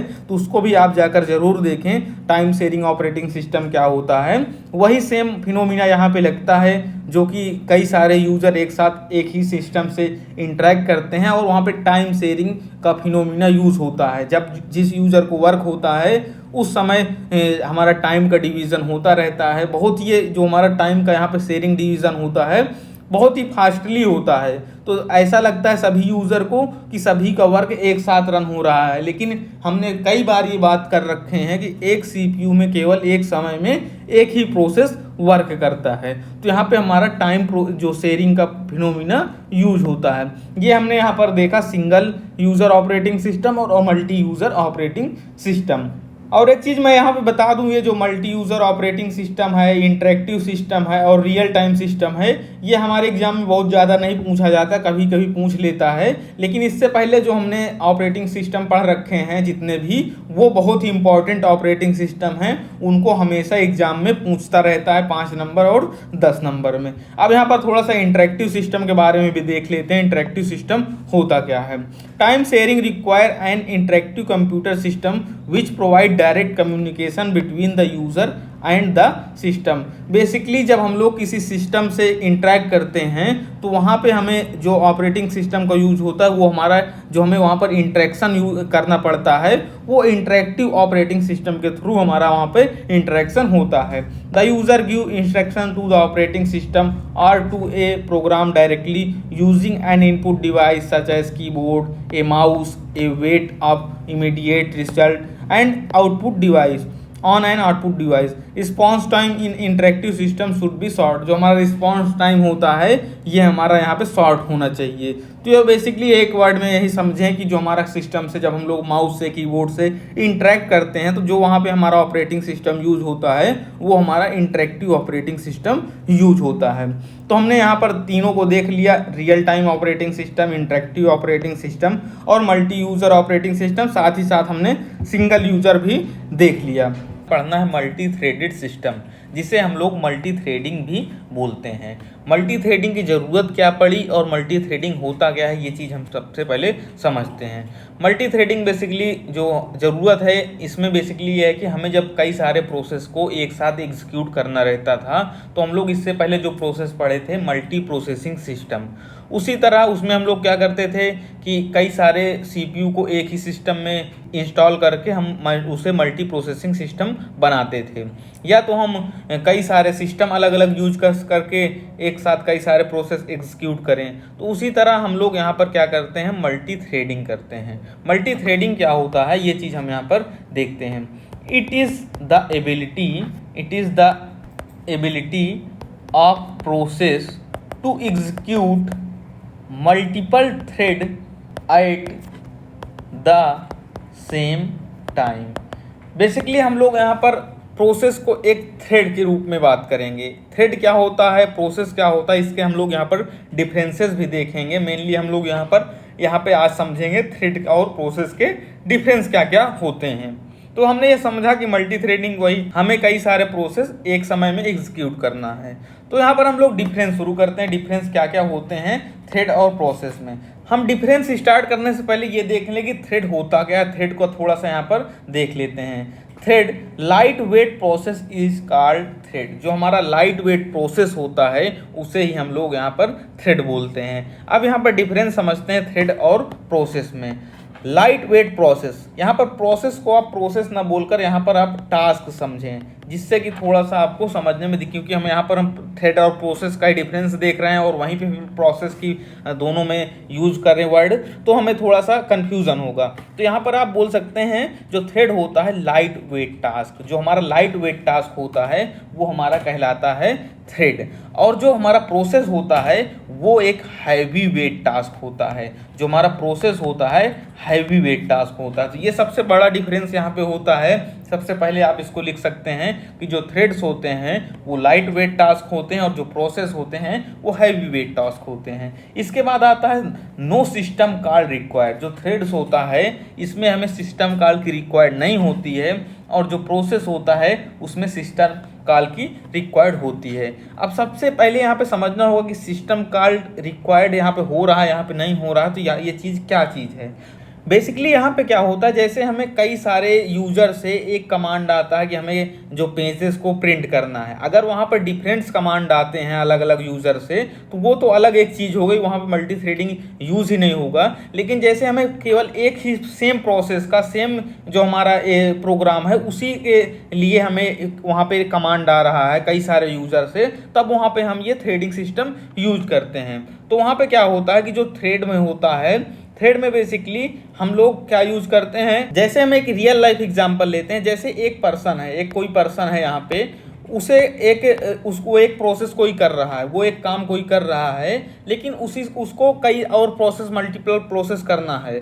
या तो अगर जैसे यहाँ पे क्या होता है, जब सिस्टम का रिकॉर्ड होता है प्रोसेस में, तो वो पर्सन की क्या होती है, एक पूरी कॉपी ही अलग बनाई जाती है। वो एक जैसे यहाँ पर देखिए क्या है, प्रोसेस में प्रोसेस 1 है, जो हमारा प्रोसेस 1 है, जो हमारा पेरेंट नोड है, वो हमारे उसकी एक पेरेंट आईडी होगी, वो हमारा यहाँ पे है, उसकी एक सेम क्लोन कॉपी बना दी जाएगी। यहाँ पर एक क्लोन बना दिया जाएगा, उसकी मतलब एक कॉपी बन गई, तो दूसरा प्रोसेस जो सेम तरह का प्रोसेस आ रहा है उसको एग्जीक्यूट कर रहा है। लेकिन जो थ्रेड में होता है, जहाँ पे हमारा सिस्टम कॉल की रिक्वायर्ड नहीं होती है, वहाँ पे क्या होता है कि इस पर्सन की क्लोन कॉपी को ना बनाकर हम इसके एक और हाथ बना देते हैं। एक हाथ और हम बना देंगे, तो इस हाथ से वो क्या होगा, पहले ये 2 हाथ से बिजी था, लेकिन 2 हाथ और इसके पास आ गए, तो जो हमारा अलग एक सेम प्रोसेस आ रहा है, तो उन दोनों हाथ से ये उस प्रोसेस को करने लगता है। तो यहीं पे क्या होता है, इसको हम लोग बोलते हैं थ्रेडिंग सिस्टम। उसमें हम लोग कई उसके क्लोन कॉपी ना बनाकर हम उसके 1-2 हाथ और बढ़ा दिए, तो ये क्या हो गया, पहले 2 थे, 2 से 4 हाथ हो गए, तो वहाँ पे प्रोसेस जो वर्क था उसको करने लगा। हम वहाँ पे कॉपी नहीं क्रिएट कर रहे हैं, ये चीज़ हम करते हैं प्रोसेस में, जहाँ पे हम क्लोन कॉपी क्रिएट करते हैं। जो हमारा फॉर्क सिस्टम कॉल होता है, उसके थ्रू हम यहाँ पर क्या करते हैं, इसकी एक क्लोन कॉपी जनरेट करते हैं। तो ये होता है प्रोसेस में। सिस्टम कॉल का यहाँ पर आपको प्रोसेस समझ आया, क्योंकि यहाँ पे हमें कॉपी नहीं क्रिएट करना, तो इसलिए हमें सिस्टम कॉल की रिक्वायर्ड नहीं है। यहाँ पे हम केवल एक इसके हाथ जो है बना रहे हैं, तो ये एक तरह से यूज़र करता है, ये यूज़र लेवल होता है। ये चीज़ हम यहाँ पर समझे। उसके बाद आता है thread switching does not need instruction with OS, और यहाँ पे क्या होता है, process switching need interaction with OS. Thread में स्विचिंग बेसिकली जो इंटरेक्शन होता है ओएस का, कि इसलिए नहीं रिक्वायर्ड होता कि यहाँ पे थ्रेड में क्या होता है, हम पहले थ्रेड समझते हैं। यहाँ पे हमने क्या किया कि एक क्लोन कॉपी बनाते हैं, लेकिन यहाँ पे थ्रेड में क्या था कि हम उसकी हाथ बना रहे हैं। हाथ का मतलब क्या होता है कि थ्रेड का जो सिस्टम एक पूरा प्रोग्राम होता है, उसमें हमारा है register, program counter, stack, data section, code segment, heap, address space, file descriptor and message queue. यही सेम इसमें भी होता है, लेकिन जब ये प्रोसेस में होता है तो ये पूरा क्या होता है, कॉपी अलग से बन जाती है। लेकिन थ्रेड में क्या होता है, ये जितने पार्ट होते हैं ये शेयर कर दिए जाते हैं, और ये जो हमारे ऊपर के पार्ट हैं, रजिस्टर है, प्रोग्राम काउंटर है, स्टैक है, ये हमारे नए बनते हैं। ये हमारे नए बनते हैं, तो यहाँ पर एक रजिस्टर आएगा, यहाँ पर प्रोग्राम काउंटर आएगा, यहाँ पे हमारा स्टैक आ जाएगा। ये हमारा थ्रेड 1 है, ये हमारा थ्रेड 2 है। ये जितने पार्ट हैं ये शेयरेबल हैं, ये शेयर किए जा रहे हैं। तो यहाँ पे क्या होती है कि स्विचिंग जो होती है थ्रेड 1 से थ्रेड 2 में, यहाँ पे ऑपरेटिंग सिस्टम की रिक्वायर्ड नहीं होती है। लेकिन यहाँ पे प्रोसेस में क्या होता है, जब वन प्रोसेस से दूसरे प्रोसेस में हमें स्विच करना होता है, तो वहाँ पे हमें क्या है कि हमें ऑपरेटिंग सिस्टम की रिक्वायर्ड पड़ती है। अब यहाँ पे जब ऑपरेटिंग सिस्टम की रिक्वायर्ड पड़ेगी स्विचिंग में, तो यहाँ पे हम लोग जानते थे कि हम वहाँ पर टाइम स्लाइसिंग जो हमारा यूज़ करना पड़ता था, जो हमारा टाइम लगता था, हम वहाँ पे टाइम शेयरिंग यूज़ करते थे कि कुछ सेकंड के लिए हम लोग प्रोसेस 1 को कर रहे हैं, कुछ सेकंड के लिए हम प्रोसेस 2 को कर रहे हैं। तो यहाँ पे हमारा टाइम जो शेयरिंग के थ्रू हमारा ये वर्क होता था, और यहाँ पे स्विचिंग हमारी होती थी। तो अब स्विचिंग होती थी, तो यहाँ पे जब हमारा थ्रेड में होता है, तो हमारे थ्रेड में जो है, जो हमारे इतने पार्ट हैं, इनमें हमें कोई स्विचिंग नहीं करनी क्योंकि ये हमारे सेरेबल हैं, लेकिन ये इतने में हमें स्विचिंग करनी है। तो कुछ पार्ट में हमें स्विच करना है, कुछ में हमें नहीं स्विच करना। तो यहाँ पे क्या होगी, कंटेक्स्ट स्विचिंग जो हमारी होगी वो फास्ट होगी। लेकिन जो प्रोसेस में होगा, प्रोसेस में हमें चाहे वो हमारा रजिस्टर हो, हमारा प्रोग्राम काउंटर हो, हमारा स्टैक हो, डाटा सेक्शन हो, जितने भी पार्ट हैं हमें सब में स्विचिंग करनी है। तो जब सब में स्विचिंग करेंगे तो हमारा यहाँ पे क्या होगा, कंटेक्स्ट स्विचिंग जो हमारा होगा ये स्लो होगा। ये सब अभी सब आप पॉइंट को आप नोट कर लीजिएगा, क्योंकि ये जो नोट्स मैं यहाँ पे एक्स्ट्रा लिख रखा हूँ, ये चीज़ें नोट्स में आपको नहीं मिलेंगी। उसके बाद आता है हमारा thread can share code segment, data section, file descriptor, address space, heap. यहाँ पे हमने पहले ही बताया कि ये जितने भी पार्ट होते हैं ये हमारा यहाँ पर शेयर्ड होते हैं, लेकिन हमारे प्रोसेस में कोई चीज़ शेयर्ड नहीं होती, सबका सेपरेट होता है। उसके बाद आता है all user thread treated as single task. जो हमारे यूज़र थ्रेड्स होते हैं ये एक तरह से ऑपरेटिंग सिस्टम के लिए जितने भी होते हैं एक सिंगल टास्क की तरह, मतलब ये जितना पूरा हमारा प्रोसेस चल रहा है वहाँ पे हमारा थ्रेड 1 हो, चाहे थ्रेड 2 हो, थ्रेड 3 हो, सब एक सिंगल टास्क की तरह हमारा वहाँ पर ट्रीट किए जाते हैं। लेकिन प्रोसेस में क्या होता है, प्रोसेस में हमको सबको अलग अलग ट्रीट करना होता है। वो प्रोसेस 1 अलग ट्रीट होगा, प्रोसेस 2 हमारा अलग ट्रीट होगा। फिर उसके बाद यहाँ पर दिया गया है blocking A thread will block entire thread. एक थ्रेड जो हमारा T1 है अगर वो ब्लॉक हो गया तो हमारे T2, T3 जितने भी थ्रेड आगे होंगे सभी ब्लॉक हो जाएंगे। इसका मतलब बेसिकली यहाँ पे क्या हुआ, क्योंकि यहाँ पे हमारे जितने भी पार्ट हैं, जितने भी हमारे data section, code segment, heap है, एड्रेस से स्पेस है और जितने भी पार्ट्स हैं ये सेरेबल हैं, और जो हमारी अपर पार्ट है जो रजिस्टर, प्रोग्राम काउंटर, स्टैक है ये नॉन सेरेबल है। तो यहाँ पर जो ऑपरेटिंग सिस्टम होता है ये एक तरह से यूजर लेवल होता है। जब हमारा कर्नेल यहाँ पे चेक करता है कि अगर कोई ब्लॉकिंग आती है तो उसको लगता है कि जितने भी प्रोसेस हो रहे हैं ये एक सिंगल टास्क हो रहा है। जब सिंगल टास्क हो रहा है, यहाँ पे देखिए all user thread treated as single task, तो वो सभी पूरे टास्क को ब्लॉक कर देता है। लेकिन जब प्रोसेस हमारा होता है, प्रोसेस में क्या होता है कि वो अलग अलग प्रोसेस हैं। तो वहाँ पर जब कर्नेल इसको चेक करता है, एक अगर हमारा इसमें कोई हमारा यहाँ पे दिक्कत आती है, प्रॉब्लम आती है, तो प्रोसेस 1 को ब्लॉक कर देगा, लेकिन प्रोसेस 2 हमारा रनिंग उसी तरह होता रहेगा। तो यहाँ पे क्या होगा कि यहाँ पे ये चीज़ें नहीं होती। एक अगर हमारा ब्लॉक होता है, एक प्रोसेस ब्लॉक होता है, तो अदर जो प्रोसेस होते हैं वो हमारे ब्लॉक नहीं होते हैं। तो इससे हमें क्या पता चलता है कि ये जो थ्रेड्स होते हैं ये एक दूसरे के इंटरडिपेंडेंट होते हैं। अगर T1 हमारा ब्लॉक हुआ तो T2 ब्लॉक हो जाएगा, T3 ब्लॉक हो जाएगा, जितने भी थ्रेड्स हैं सभी ब्लॉक हो जाएंगे। तो हमें यहाँ पर थ्रेड्स को क्या कहते हैं, एक सबसे इंपॉर्टेंट पॉइंट यहाँ पर आप लिख सकते हैं, ये हमारा क्या होता है, इंटरडिपेंडेंट होता है, मतलब कि एक दूसरे पे निर्भर है। लेकिन जो प्रोसेस हमारा है, प्रोसेस किसी के ऊपर निर्भर नहीं है, तो ये हमें क्या होता है, इंडिपेंडेंट होता है। तो ये हमने यहाँ पर जो प्रोसेस और थ्रेड्स के बीच के जो डिफरेंसेस थे उनको अच्छे से समझा। ये चीज़ें एक यहाँ पर नोट दिया गया है कि local variable of process are stored in stack, global variable जो होते हैं स्टॉक वो stored in data section, and dynamically जो होते हैं created variable are stored in heap. Thread के बेसिकली यहाँ पर दो टाइप्स दिए गए हैं, एक हमारा होता है यूजर लेवल थ्रेड, दूसरा हमारा होता है कर्नल लेवल थ्रेड। तो यूजर लेवल थ्रेड और कर्नल लेवल थ्रेड को हम लोग यहाँ पर डिफ्रेंशिएट करके समझेंगे, लेकिन इनको समझने से पहले हमने सबसे पहले देखा था जो फर्स्ट वीडियो में कि हमारे ऑपरेटिंग सिस्टम में दो पार्ट थे, एक हमारा था सेल, एक हमारा होता था कर्नेल। तो जो कर्नेल होता था वो हमारा कोर पार्ट होता था, जिसका इंटरेक्शन हमारा होता था हार्डवेयर से, हमारे हार्डवेयर से कर्नेल का इंटरेक्शन होता था, और सेल का इंटरेक्शन हमारे होता था यूजर से। तो इन सब को समझने से पहले हमको एक थोड़ा सा ये समझना जरूरी है कि यूजर लेवल मोड और कर्नल मोड होता क्या है। तो चलिए ये देखते हैं यूजर मोड और कर्नल मोड। हम यूज़र मोड और कर्नल मोड को एग्जाम्पल से समझते हैं। जैसे हमें क्या है कि हमें कोई प्रोग्राम को एग्जीक्यूट करना है, प्रोग्राम को जैसे हम एक विंडो का ऑपरेटिंग सिस्टम है, जो हमारा विंडो का ऑपरेटिंग सिस्टम है, विंडो ओएस है, उसमें हमें क्या करना है, एक प्रोग्राम को एग्जीक्यूट करना है। वहाँ पे हमें एक एप्लीकेशन लिए, हमारा जैसे लैपटॉप है, हम VS कोड एप्लीकेशन लिए, हमारा जो एप्लीकेशन है VS कोड है। हमें क्या करना है, हम एक कोड लिखते हैं, एक प्रोग्राम हम लिखते हैं कि हमें 2 नंबर का एडिशन करना है। 2 नंबर का एडिशन का हमें जो प्रोग्राम लिखना होगा, उस प्रोग्राम को हम कहाँ पे लिखेंगे, VS कोड के जो हमारा एप्लीकेशन है वहाँ पे लिखेंगे। वो क्या होगा, हमारा यूज़र मोड होगा।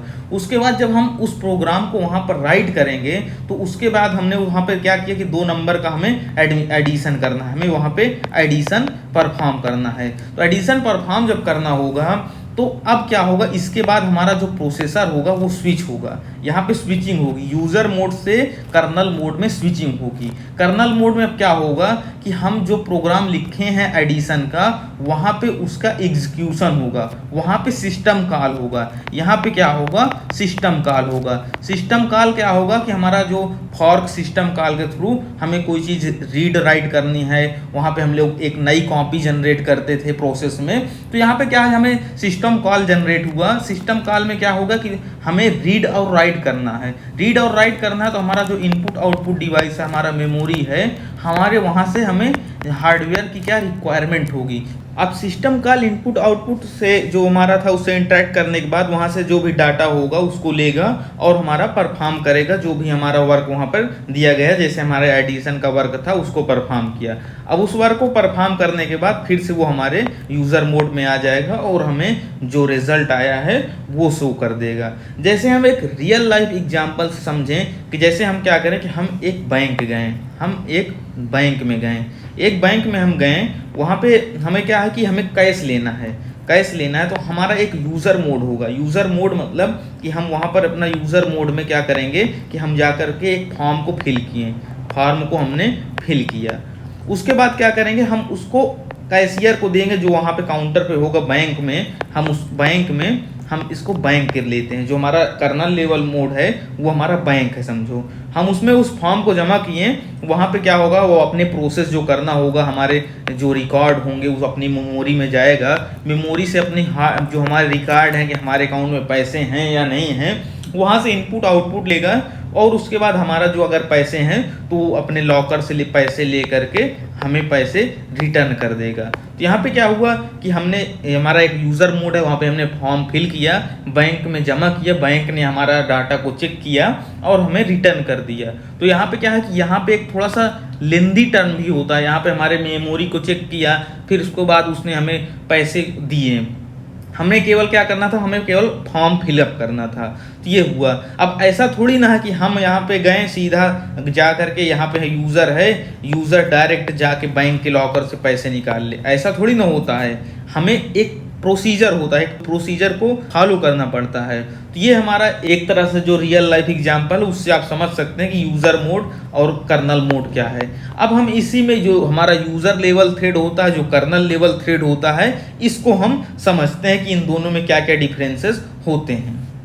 जो हमारा यूज़र लेवल थ्रेड होता है उसकी इम्प्लीमेंटेशन जो होती है वो इजी होती है, और जो हमारा कर्नल लेवल थ्रेड होता है उसकी इम्प्लीमेंटेशन हमारी डिफिकल्ट होती है। और दूसरा पॉइंट यहाँ पे दिया है कि operating system does not recognize user level thread और kernel level thread is recognized by operating system. इसका मतलब बेसिकली यहाँ पे क्या होता है, जो हमारा यूज़र लेवल थ्रेड होता है, यूज़र लेवल थ्रेड हमारा होता है यूज़र लेवल लाइब्रेरी में, और जो कर्नल लेवल थ्रेड होता है वो हमारे होता है कर्नल लेवल लाइब्रेरी में। तो जो ऑपरेटिंग सिस्टम बेसिकली जो यूज़र लेवल थ्रेड होते हैं उनको नहीं रिकॉग्नाइज कर पाता, उनको रिकॉग्नाइज नहीं कर पाता, और जो कर्नल लेवल थ्रेड होते हैं उनको रिकॉग्नाइज कर लेता है, क्योंकि जो यूज़र लेवल थ्रेड होते हैं ये मैनेज किए जाते हैं यूज़र लेवल लाइब्रेरी से, और जो कर्नल लेवल थ्रेड होते मैनेज किए जाते हैं वो कर्नल लेवल लाइब्रेरी से मैनेज किए जाते हैं।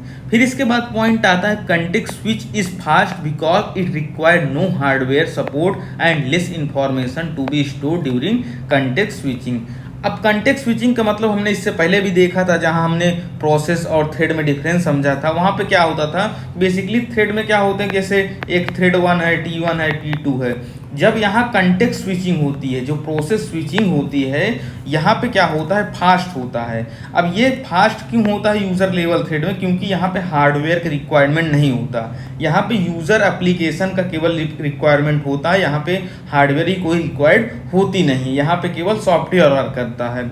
जो हमारा कर्नल लेवल थ्रेड होता है, कर्नल लेवल थ्रेड में हमारे हार्डवेयर की रिक्वायर्ड होती है। हमारे हार्डवेयर का मतलब है कि हम जब को हमने जैसे एग्जांपल लिया था कि हमें प्रोग्राम को एग्जीक्यूट करना है, 2 नंबर को ऐड करना है, तो वहाँ पे क्या है, रीड और राइट दोनों करना पड़ेगा। जब रीड और राइट करना पड़ेगा तो वहाँ पे हमें हार्डवेयर की रिक्वायर्ड होगी, क्योंकि हमारा जो रीड और राइट हमारा कहाँ से करेगा, हमारा मेमोरी से करेगा, और वो हमारा एक हार्डवेयर है, तो वहाँ पे हमारा क्या, हार्डवेयर की रिक्वायरमेंट होगी। और वहाँ पे इंफॉर्मेशन जो होगी, more information is to be store during context switching. Context switching के दौरान हमें मोर इंफॉर्मेशन को स्टोर करना पड़ता है, हमें वहाँ पर रीड और राइट दोनों करना है, तो क्या है, मोर इंफॉर्मेशन है, तो वहाँ पे कंटेक्स्ट स्विचिंग जो हो जाएगी, हाई हो जाएगी, उसकी जो मतलब हाई टाइम होगी, हाई मतलब स्पीड नहीं हो जाएगी, स्लो स्पीड हो जाएगी, हाई टाइमिंग लगेगी, यहाँ पे लो टाइमिंग लगेगी। तो टाइमिंग में अगर पूछता है तो इधर टाइम कम लगता है, इधर टाइम ज़्यादा लगता है। ये चीज़ का आप ध्यान रखिए। जैसे हमने पहले प्रोसेस में समझा था, थ्रेड में समझा था। प्रोसेस में क्या था कि सारे जितने भी प्रोसेस के टर्म होते हैं सभी में स्विचिंग होती थी, लेकिन थ्रेड्स में क्या होता है कि सम पार्ट्स में हमारे शेयरिंग की जाती है। तो ये चीज़ वहाँ पे हमने देखा था। जो हमारा यूज़र लेवल थ्रेड होता है ये सबसे हाई कंटेक्स्ट स्विचिंग होती है, फिर उससे थोड़ा कम context switching kernel level thread में होती है, और सबसे जो स्लो कंटेक्स्ट स्विचिंग होती है वो हमारे प्रोसेस में होती है। अब ऐसा नहीं है कि जो कर्नल लेवल थ्रेड है और जो प्रोसेस है वो सेम है, वो ऐसा नहीं है, इन दोनों में डिफरेंसेस हैं। If one user level thread perform blocking operation then entire process will be blocked। ये बहुत ही इंपॉर्टेंट क्वेश्चन है, ये कई बार पेपर में पूछा भी गया है, गेट में भी कई बार इसमें क्वेश्चन आ चुके हैं, तो इस चीज़ को आप ध्यान रखिएगा। हमने जैसे थ्रेड और प्रोसेस में समझा था कि एक थ्रेड में अगर किसी में प्रॉब्लम आ जाती है तो जो कर्नल होता है वो पूरे थ्रेड को एक प्रोसेस समझता है। जब पूरे थ्रेड को एक प्रोसेस समझता है तो पूरे जितने भी थ्रेड थे सबको ब्लॉक कर देता है। लेकिन जो कर्नल में होता है, जिसको कर्नल मैनेज करता था, if one kernel thread perform blocking operation then another thread can continue execution. यहाँ पे क्या था कि कर्नल मैनेज करता है, जब कर्नल मैनेज करता है तो उसको जानकारी होती है कौन सा प्रोसेस अलग है, कौन सा प्रोसेस अलग है, वो सबको डिवाइड रखता है। तो एक प्रोसेस में किसी में ब्लॉकिंग आती है तो वो दूसरे प्रोसेस को कंटिन्यू एग्जीक्यूट करता है, उनको यहाँ पे वो ब्लॉक नहीं करता। मल्टी थ्रेडिंग मॉडल, इसके पहले हमने समझा कि मल्टी थ्रेडिंग होता क्या है। हमारा यूज़र लेवल थ्रेड था, जो हमारा कर्नल लेवल थ्रेड था, यूज़र मोड, कर्नल मोड, इन सब में डिफरेंसेस समझें। अगर आपने उन सबको अभी तक नहीं देखा है तो पहले उन्हें देखें, तब आपको जो मल्टी थ्रेडिंग मॉडल हैं ये अच्छे से समझ में आएंगे। तो जो मल्टी थ्रेडिंग मॉडल्स बेसिकली क्या हैं कि ये हमारे जो कई तरह से बनाए गए हैं, जो यूज़र थ्रेड और कर्नल थ्रेड दोनों को इन्वॉल्वमेंट करके, इसे हम हाइब्रिड मॉडल भी कहते हैं। जो हाइब्रिड मॉडल हमारे होते हैं जहाँ पे यूज़र थ्रेड और कर्नल थ्रेड दोनों का एक तरह से कनेक्शन होता है। तो सबसे पहले जो हमारा आता है model, many to one model. Many to one जैसे नाम से ही पता चल रहा है, मेनी टू वन। मेनी मतलब मेनी, जो यूज़र हमारे थ्रेड होंगे वो मेनी होंगे, और जो हमारे कर्नल थ्रेड होंगे वो हमारे वन होंगे। तो यहाँ पे क्या हुआ है, it map many user level thread to one kernel level thread. कई सारे यूज़र लेवल थ्रेड होते हैं, वो मैप्ड किए जाते हैं केवल एक कर्नल लेवल थ्रेड से। तो मतलब कि जो प्रोसेसिंग, मेन प्रोसेसिंग जो कर रहा है वो केवल एक है। In this model entire process is blocked if thread makes blocking system call. Basically यहाँ पे क्या है कि एक कर्नल लेवल थ्रेड है, जो कोर पार्ट है, जो मेन प्रोसेस कर रहा है वो केवल एक कर्नल है। तो यहाँ पे क्या होता है, अगर एक कोई प्रोसेस हमारा होता है, ब्लॉक हो जाता है कोई एक भी प्रोसेस, तो वहाँ पे क्या होता है, पूरा जो इंटायर प्रोसेस होता है वो हमारा ब्लॉक हो जाता था। जैसे हमारा थ्रेड्स में होता था, थ्रेड में क्या होता था कि कोई एक हमारा ब्लॉक करता था तो पूरा उसको, एक ही कर्नल होता था वहाँ पे, वो पूरे सिस्टम को हमारे ब्लॉक कर देता था। तो ये चीज़ यहाँ पे होती है। Since only one thread can access the kernel at time, multiple thread are unable to run parallel in one multi processor. अब यहाँ पे क्या होता है कि जो एक ही कर्नेल है, जब एक कर्नेल थ्रेड है तो हमारा एक ही तो प्रोसेस एक समय में एक्सेस होगा, कई सारे जो हमारे प्रोसेस हैं वो पैरेलली रन नहीं होते हैं। तो ये एक तरह से हमारा फेल्ड होता है, जहाँ पे हम क्योंकि हम जो मॉडल्स यहाँ पे बना रहे हैं इसलिए बना रहे हैं कि हम कई सारे जो प्रोसेस हैं उनको साइमल्टेनियसली कर सकें। तो इसलिए यहाँ पे ये मॉडल एक तरह से हम इसको फेल भी कहेंगे। यहाँ पर आप इसको अगर डायग्राम बनाते हैं तो आपको एग्जामिनर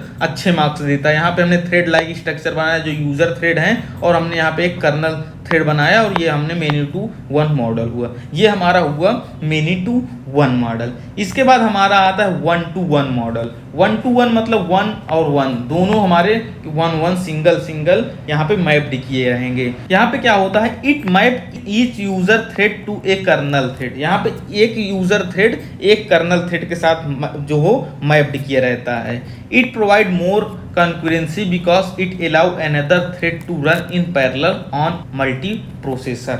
यहाँ पे क्या हुआ कि एक थ्रेड एक कर्नल के साथ अटैच्ड है, तो एक एक करके जब रहेंगे तो एक अपना प्रोसेस ये भी कर रहा है, एक अपना प्रोसेस ये भी कर रहा है, एक अपना प्रोसेस ये भी कर रहा है। तो यहाँ पे क्या होगा कि कई सारे जो प्रोसेस हैं वो कई पैरेलली एग्जीक्यूट होंगे। तो ये चीज़ यहाँ पे पॉसिबल होती है। It allow multiple threads to run in parallel on multiple processor। Creating a user thread required creating corresponding kernel thread। यहाँ पे अगर हम एक जो यूजर थ्रेड क्रिएट कर रहे हैं तो हमें रिक्वायरमेंट तो होगी कि हमारा एक कर्नल थ्रेड भी हमें वहाँ पर क्रिएट करना होगा, क्योंकि ये हमारा कौन सा वन टू वन मॉडल है। ये हुआ हमारा वन टू वन मॉडल। आप डायग्राम को बनाना ना भूलिएगा, क्योंकि डायग्राम से थोड़ा एग्जामिनर जब देखेगा आपका डायग्राम डायरेक्टली तो वो थोड़ा सा थ्योरी पढ़ने का कम ही मन करेगा। उसके बाद हमारा आता है many to many model. Many to many model में बेसिकली क्या होता है, देखिए यहाँ पर डायग्राम में हमारे कई सारे यूजर लेवल थ्रेड्स हैं। जो यूजर थ्रेड्स हैं वो हमारे कई सारे कर्नल थ्रेड से अटैच्ड हैं। एक हमारा बीच में क्या है कि मैपिंग पॉइंट है, जहां से कई सारे यूजर थ्रेड मैप्ड हैं, कई सारे हमारे कर्नल थ्रेड मैप हैं। तो अब यहाँ पे डिफिनीशन से समझते हैं। It maps many user level threads to a small और equal number of kernel level thread. अब बेसिकली यहाँ पे क्या है कि हमारे कई सारे जो यूजर लेवल थ्रेड हैं वो हमारे या तो बराबर कर्नल लेवल थ्रेड से मैप्ड किए होंगे या उससे कम में भी हमारे वहाँ पर वर्क हो सकता है। Developer can create as many user level thread as required. जैसे जैसे हमारे प्रोग्राम को एग्जीक्यूट करना होगा हम वैसे वैसे वहाँ पर डेवलपर जो होता है वो यूजर लेवल थ्रेड को क्रिएट कर सकता है। Kernel level thread can run in parallel on a multi processor. अब यहाँ पे क्या हुआ कि यहाँ पे पैरेलली रन भी हो सकता है, क्योंकि एक प्रोसेस अब यहाँ पे कई दो यहाँ पे चार हमारे पास जो है यूजर थ्रेड हैं और हमारे पास तीन जो हैं कर्नल थ्रेड हैं। तो अब तीन जो हमारे यूजर थ्रेड हैं और तीन कर्नल थ्रेड हैं ये एक साथ मैच करके तीन पैरेलली तो हमारे यहाँ पर प्रोग्राम को रन कर ही सकते हैं, पैरेलली हमारे यहाँ पर एग्जीक्यूशन कर ही सकते हैं। तो इसीलिए यहाँ पर क्या है कि ये thread can run in parallel. When a thread perform blocking system call, the kernel can schedule another thread for execution। अब जैसे कहीं पे कोई ब्लॉकिंग आ जाती है, किसी तरह की कोई ब्लॉकिंग आ जाती है थ्रेड्स में, तो वहाँ पे क्या होगा कि वो दूसरे के साथ शेड्यूल कर लेगा और जो थ्रेड था उसको दूसरे थ्रेड को एग्जीक्यूट करने लगेगा, क्योंकि यहाँ पे मल्टीपल ऑप्शन है। जब मल्टीपल ऑप्शन है तो कोई ब्लॉकिंग आती है तो थ्रेड दूसरे से शेड्यूल होकर वहाँ पे अपना पैरेलली एग्जीक्यूशन चालू रखता है। तो ये हमारे हुए many to many model. Diagram में बार बार कह रहा हूँ कि आप डायग्राम को हमेशा बनाइएगा। डायग्राम बनाने के बाद आप वहाँ पे थोड़ा सा थ्योरी लिख देंगे तो आपको इजीली नंबर मिल जाएंगे। ये 10 नंबर में क्वेश्चन पूछे जाते हैं कि मेनी टू मॉडल क्या होता है, वन टू वन मॉडल क्या होता है और मेनी टू वन मॉडल क्या होता है। अब हम लोग यहाँ पर मल्टी थ्रेडिंग तो पढ़ लिए हैं, इसके मॉडल भी पढ़ लिए हैं, थोड़ा सा इसकी हम यहाँ पर जो बेनिफिट्स होते हैं इसको भी यहाँ पर देख लेते हैं। सबसे पहला जो बेनिफिट हमारा दिया गया है रिस्पॉन्सिवनेस। रिस्पॉन्सिवनेस का मतलब यहाँ पे जो मल्टी थ्रेडिंग होती है वो हमारा allow a program to continue running even part of its block or it performing a lengthy operation thereby increasing responsiveness to user।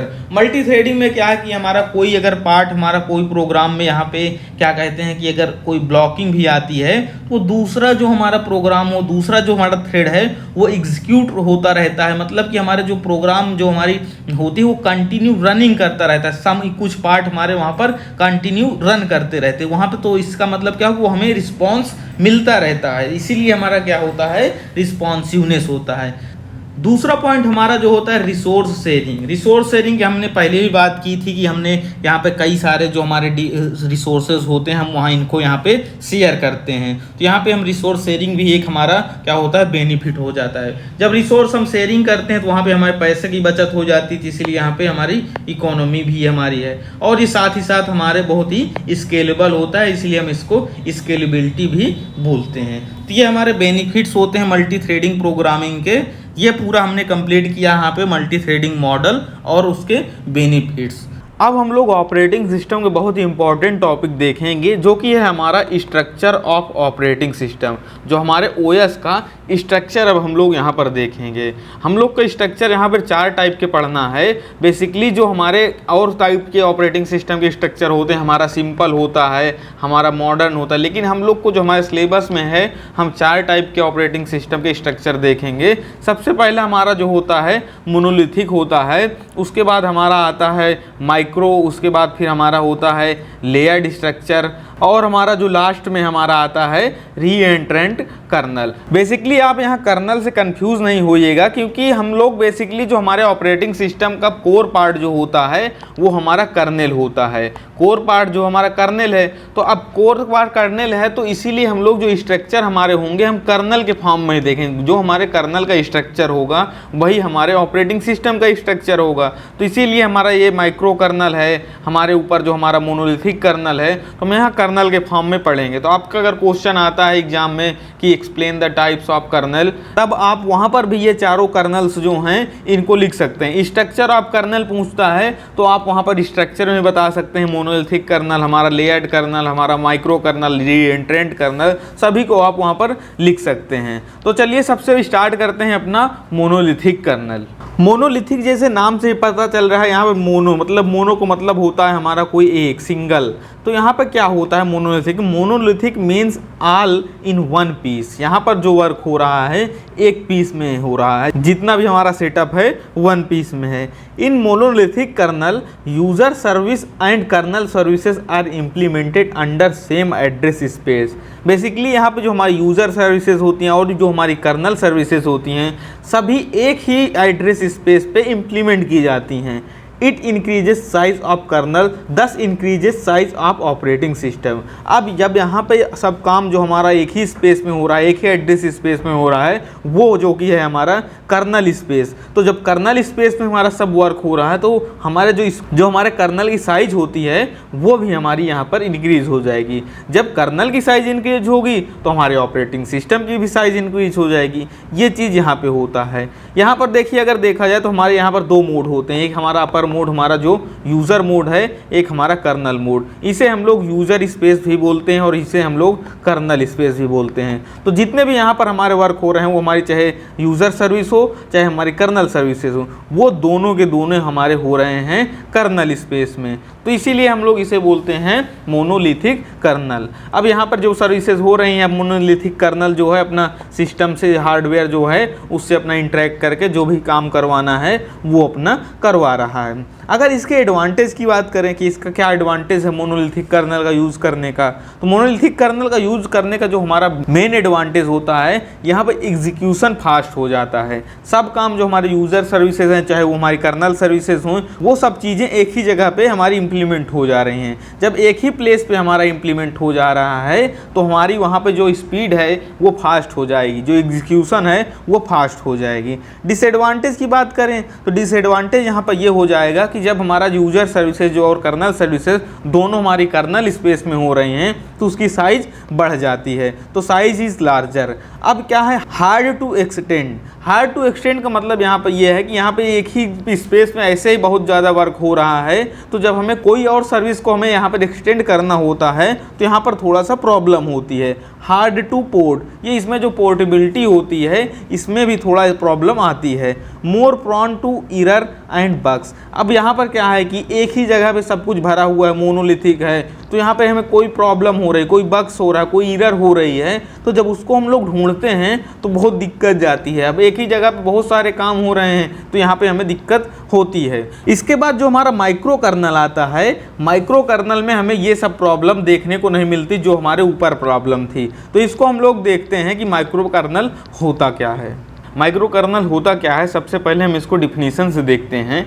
In micro kernel user services and kernel services are implemented in different address space. Basically हमारे पास दो services होती हैं, kernel services और user services. जो हमारा monolithic colonel था वहाँ पे क्या था कि जो हमारी यूजर सर्विसेज थी और जो हमारी कर्नल सर्विसेज थी दोनों एक एड्रेस स्पेस पे इम्प्लीमेंट होती थी, तो इसीलिए उसे मोनोलिथिक कर्नल कहते थे। लेकिन यहाँ पे क्या होता है कि दोनों सर्विसेज अलग अलग स्पेस पे इम्प्लीमेंट होती हैं। अब जब अलग अलग सर्विसेज अलग अलग स्पेस पे इम्प्लीमेंट होंगी तो यहाँ पे क्या होता, therefore it also reduce the size of kernel as well as the size of operating system. अब जब कर्नल सर्विस और यूजर सर्विसेज अलग अलग जगह इंप्लीमेंट हो रहे हैं तो इसकी वजह से जो हमारे कर्नल की साइज़ होती है वो रिड्यूस हो जाती है। अब जब कर्नल की साइज़ रिड्यूस होगी तो हमारे ऑपरेटिंग सिस्टम की भी साइज़ रिड्यूस होगी, क्योंकि हमारा जो ऑपरेटिंग सिस्टम का कोर पार्ट जो हमारा होता है वो कर्नल होता है। In this architecture only the most important services are present inside kernel and rest of operating system services are present inside system application program. Basically जो हमारे माइक्रो कर्नल में होता है, जो हमारी सबसे इम्पॉर्टेंट कोई सर्विस होती है उसको हम लोग रखते हैं कर्नल में, उसके अलावा जितने भी हमारी सर्विसेज होती हैं हम उसको सिस्टम एप्लीकेशन प्रोग्राम पे रखते हैं। Communication between client process and service running in user address space is establish through message passing, thus reduce the speed of execution.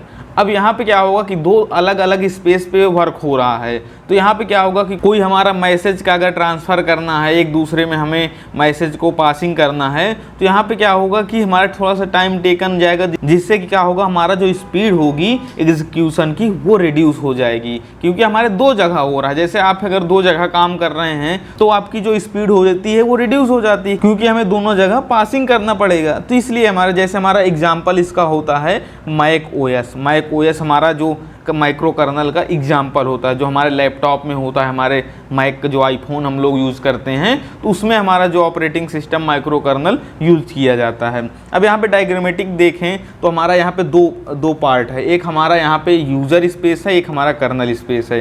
तो हमारे जितने यूज़र प्रोसेस है वो हमारे यूज़र 1 हो, यूज़र 2, यूज़र n जितने भी हमारे हैं, जो हमारी उसकी सर्वर प्रोसेस रहेंगी ये सब हमारी रहेंगी यूज़र स्पेस में, ये सब यूज़र स्पेस में वर्क करेंगे। और जो हमारा मोस्ट इंपॉर्टेंट सर्विस होगी वो हमारे कर्नल में होगी। तो ये दोनों का डिवीज़न हो जाता है। यहाँ वहाँ पे क्या होता था मोनोलिथिक में कि दोनों एक ही स्पेस में कर्नल में होती थी, वो चाहे यूज़र सर्विस हो वो चाहे हमारी कर्नल सर्विसेज हो। फिर इसके बाद हमारा कर्नल अपना हार्डवेयर से इंटरेक्ट करेगा, जो भी वर्क कराना होगा वो आगे प्रोसीड हो। इन सब की बातें तो हम पहले भी कर चुके हैं। सिंपली अगर हम एक वर्ड में डिफाइन करना चाहें कि जो हमारे कर्नल स्पेस का वर्क होता है, केवल जो हमारे यूजर प्रोसेस होते हैं और जो हमारे सर्वर प्रोसेस होते हैं उन दोनों के बीच में हमारा इंटर प्रोसेस कम्युनिकेशन प्रोवाइड करता है। इसका जो मेन इंपॉर्टेंट काम होता है इंटर प्रोसेस कम्युनिकेशन प्रोवाइड करता है, और जितने भी वर्क होते हैं हमारे जो हमारी यूजर सर्विसेज होती हैं वो हमारे यूजर स्पेस में वर्क करते हैं। तो इसीलिए हमारा ये जो होता है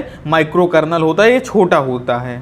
अब अगर एडवांटेज की बात करें तो एडवांटेज यहाँ पे क्या हो जाता है कि इसका जो हमारा साइज़ जो है स्मॉलर होता है, क्योंकि साइज़ हमारा रिड्यूस हो जाता है। इजी टू एक्सटेंड, अगर हमें कोई सर्विस वगैरह जो है उसको अगर एक्सटेंड करना है तो यहाँ हमें कोई प्रॉब्लम नहीं होती। इजी टू पोर्ट, इसमें हमारी जो पोर्टेबिलिटी भी होती है वो भी काफ़ी ईजी होती है। Less prone to error and bugs, हमारा जो अगर कोई एरर आ रहा है, कोई बग्स आ रहा है, उनको अगर हमें ढूंढना है तो इसमें भी हमें दिक्कत नहीं होती है, क्योंकि ये दो पार्ट में होता है और माइक्रो मतलब छोटा पार्ट है, जब कोई छोटी चीज़ होती है तो उसमें प्रॉब्लम वगैरह अगर बग्स हैं उनको फाइंड करना है तो कोई खास प्रॉब्लम होती नहीं है। मोनोलिथिक में क्या था, सभी सर्विसेज एक जगह होती थी तो वहाँ प्रॉब्लम होती थी।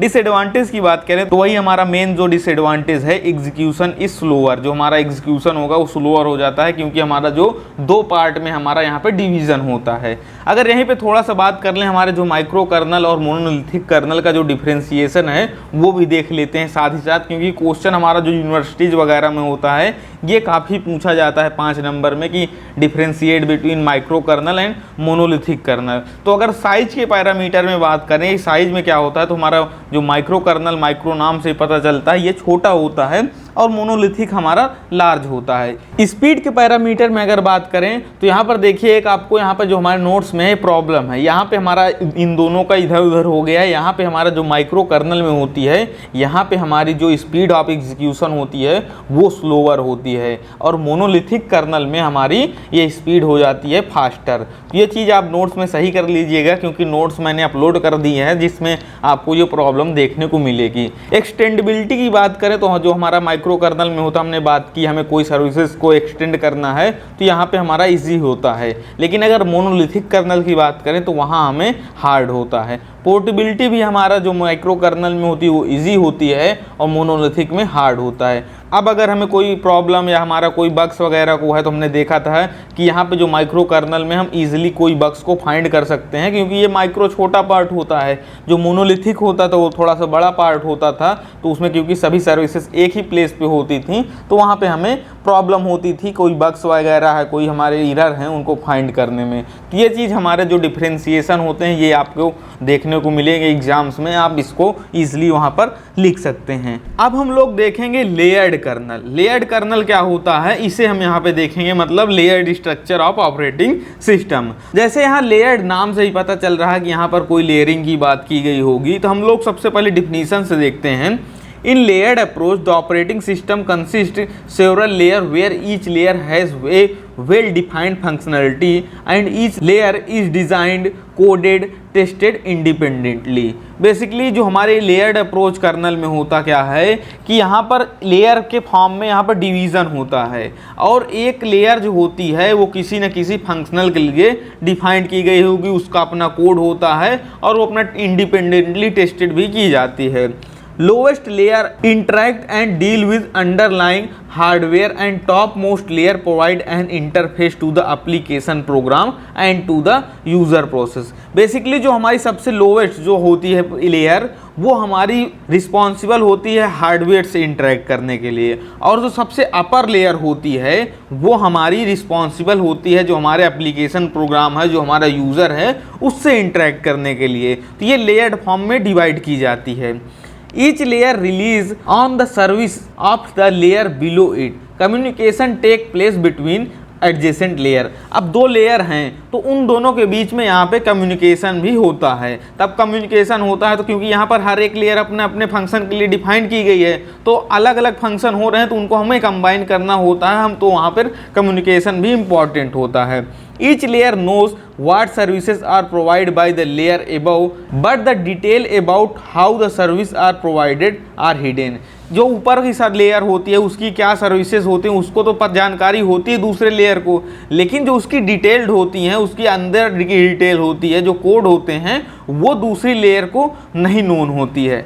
Different layer can B file management layer, process management layer, memory management layer. Basically हमारी कोई लेयर हमारी एक लेयर हो गई, जैसे हमारी ये लेयर हमारी कोई भी लेयर हम मान लेते हैं हमारी फाइल मैनेजमेंट की हो गई, उसके बाद वो कोई लेयर हमारी आ गई प्रोसेस मैनेजमेंट की हो गई, उसके बाद कोई हमारी अनदर लेयर आ गई वो हमारी मेमोरी मैनेजमेंट के लिए हो गई। तो ये क्या है कि अलग अलग लेयर का अपना अलग अलग वर्क होता है, वो डिफाइंड की गई होती है। अगर इसके एडवांटेज और डिसएडवांटेज की बात की जाए तो सबसे पहला एडवांटेज यहाँ पर दिया गया है, easier to add new feature और make change in one layer without effecting the other layer. Basically यहाँ पे क्या होता है कि अलग अलग लेयर का अलग अलग अपना फंक्शंस होता है। तो अगर हमें कोई नया फंक्शन ऐड करना है तो हम एक लेयर अपना नया ऐड कर दें, दूसरे को कोई अफेक्टिंग वहाँ पर होगी नहीं। और साथ ही साथ अगर किसी एक लेयर में हमें कोई चेंजिंग लाना है, कोई हमें वहाँ पर मॉडिफिकेशन लाना है, तो हम ईजिली वहाँ पर मॉडिफाई कर देंगे, एक लेयर दूसरे लेयर को कोई इंटरफेयर नहीं करेगी। Easy to add new layer when required, हमें कोई नई लेयर की अगर रिक्वायरमेंट है कहीं तो हम अपना वहाँ पर एक लेयर ऐड कर देंगे, वहाँ पर कोई दिक्कत हमें नहीं होगी। A particular layer can be debug correctly और redesign without affecting other layer, हमारी एक पर्टिकुलर लेयर है, कोई हम उसे डिबग करना चाहते हैं या रीडिज़ाइन करना चाहते हैं तो अपना रीडिज़ाइन भी हो जाएगी, किसी और को अपना इफेक्ट नहीं करेगी। डिसएडवांटेज की बात करें तो डिसएडवांटेज इसका क्या होता है, overhead incorrect to maintain is more if number of layer is more. अब नंबर ऑफ लेयर अगर किसी भी ऑपरेटिंग सिस्टम में यहाँ पर ज़्यादा हो जाएंगी तो वहाँ पर थोड़ा सा प्रॉब्लम मेंटेनेंस में तो होती है, हमें मेंटेन ज़्यादा करना पड़ता है उसे। If functionality of layer are not properly divided it may causes low system performance. अब अगर हम किसी भी लेयर का अगर कोई फंक्शन नहीं डिफाइन करेंगे, हम उसको प्रॉपरली नहीं डिवाइड करेंगे तो वहाँ पर प्रॉब्लम होगी। जब प्रॉब्लम होगी तो हमारा जो सिस्टम का परफॉर्मेंस होगा वो होगा ही। तो इसलिए यहाँ पर हम सभी लेयर को पहली बात तो डिफाइन करते हैं, अगर कहीं नहीं डिफाइन किया गया होता तो ये हमारी प्रॉब्लम आ जाती है। इफ़ यहाँ पर देखिए, इफ़ फंक्शनलिटी हमेशा नहीं होगी, कभी अगर हमारी फंक्शनलिटी नहीं डिफाइंड होगी, नहीं हमारी वहाँ डिवाइडेड की गई होगी, तब हमें वहाँ पर ये लो सिस्टम परफॉर्मेंस की प्रॉब्लम हो सकती है। इसके बाद हमारा आता है रीएंट्रेंट कर्नल। अब बेसिकली जो रीएंट्रेंट कर्नल होता है ये हमारा भी एक कर्नल होता है। अब इसको हम यहाँ पर थोड़ा सा समझते हैं कि यहाँ पर डिफिनीशन वाइज क्या चीज़ें बात की गई हैं। A reentrant kernel is one of the consist of executable code stored in memory such that several process can use this code at same time without hindering the working of other process। Basically जो re-entrant colonel होता है, यहाँ पे क्या होता है, एक programme, एक एग्जीक्यूटेबल कोड हम अपने मेमोरी में स्टोर करते हैं जिसकी हेल्प से हमारे कई सारे प्रोसेस एक ही समय में एक वर्क करते हैं, जो एक दूसरे को हिंडरिंग नहीं, मतलब एक दूसरे को कोई प्रॉब्लम नहीं देते हैं। बेसिकली हम जो टाइप्स ऑफ कर्नल काफ़ी देख रहे हैं, हम इसीलिए देख रहे हैं कि हम एक साथ एक समय में कई सारे जो हमारे प्रोसेस होते हैं उनको एग्जीक्यूट कर सकें। तो वहीं यहाँ पर भी होता है, ये किसी को कोई प्रॉब्लम नहीं क्रिएट करता है, सब अपना एक ही समय में वर्क करते हैं जो हमारा एक एग्जीक्यूटेबल कोड होता है मेमोरी में, उसकी हेल्प से। दस इन रीएंट्रेंट कर्नल सेवरल प्रोसेस में be executed in kernel mode eight same time. इसकी वजह से हमारे सेवरल कोड्स जो होते हैं एक ही समय में अपना एग्जीक्यूट हो पाते हैं। Since multiple concurrent process execute in kernel mode therefore they also share data that may affect functionality of other process. Basically यहाँ पे क्या हो, जब सेम टाइम में हमारे कई सारे प्रोसेस हो रहे हैं, जो हमारे डाटा का शेयरिंग भी होता है, तो डाटा की जो शेयरिंग होता है इसके वजह से हमारी प्रॉब्लम क्रिएशन भी हो सकता है, क्योंकि जब हम वहाँ पे डाटा शेयर कर रहे हैं एक दूसरे में। Hence to avoid this condition, हम इस कंडीशन को अवॉइड करने के लिए यूज करते हैं हमारा एक रीएंट्रेंट फंक्शन होता है और लॉकिंग मैकेनिज्म इज यूज। अब रीएंट्रेंट फंक्शन क्या होता है, हम इसकी बात करते हैं कि होता क्या है। Reentrant function are one which allow process to modify only local variable and do not affect global data variable.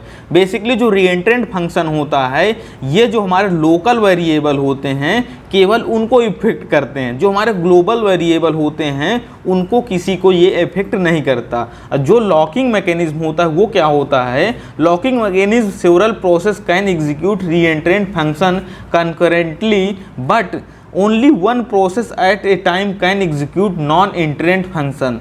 This will ensure that global data is modified by only one process at a time. Thus, each process has same copy of global data that is being shared among them. Basically, in locking mechanism में क्या होता है कि जो हमारा global data होता है उसको मॉडिफिकेशन केवल एक ही प्रोसेस करता है, जो एक समय में केवल एक ही प्रोसेस करता है, और जितने भी प्रोसेस हमारे होते हैं उनके पास क्या होती है, उसी सेम डाटा की जो हमारा ग्लोबल डाटा है उसकी कॉपी होती है। जैसे हमारे पास क्या है कि कोई हमारे पास डाटा है, हम उसकी किसी को कॉपी दे दिए तो हम अपने पर्सनल डाटा में मॉडिफिकेशन कर रहे हैं, तो जो हमने कॉपी दे रखी है उसमें कोई मॉडिफिकेशन नहीं आता। तो वही सीन यहाँ पे होता है कि हम जो ग्लोबल डाटा होता है, जो एक हमारा एग्जीक्यूट कर रहा है वो मॉडिफिकेशन करता है, जो अदर प्रोसेस होते हैं वो कोई मॉडिफिकेशन उसमें नहीं करते हैं, उसमें उनके पास अपनी अलग कॉपी होती है। एग्जाम्पल में जो हमारा होता है यूनिक्स जो हमारा होता है, ये यूनिक्स ऑपरेटिंग सिस्टम है, ये हमारे रिटेंड कर्नल का एक एग्जाम्पल होता है।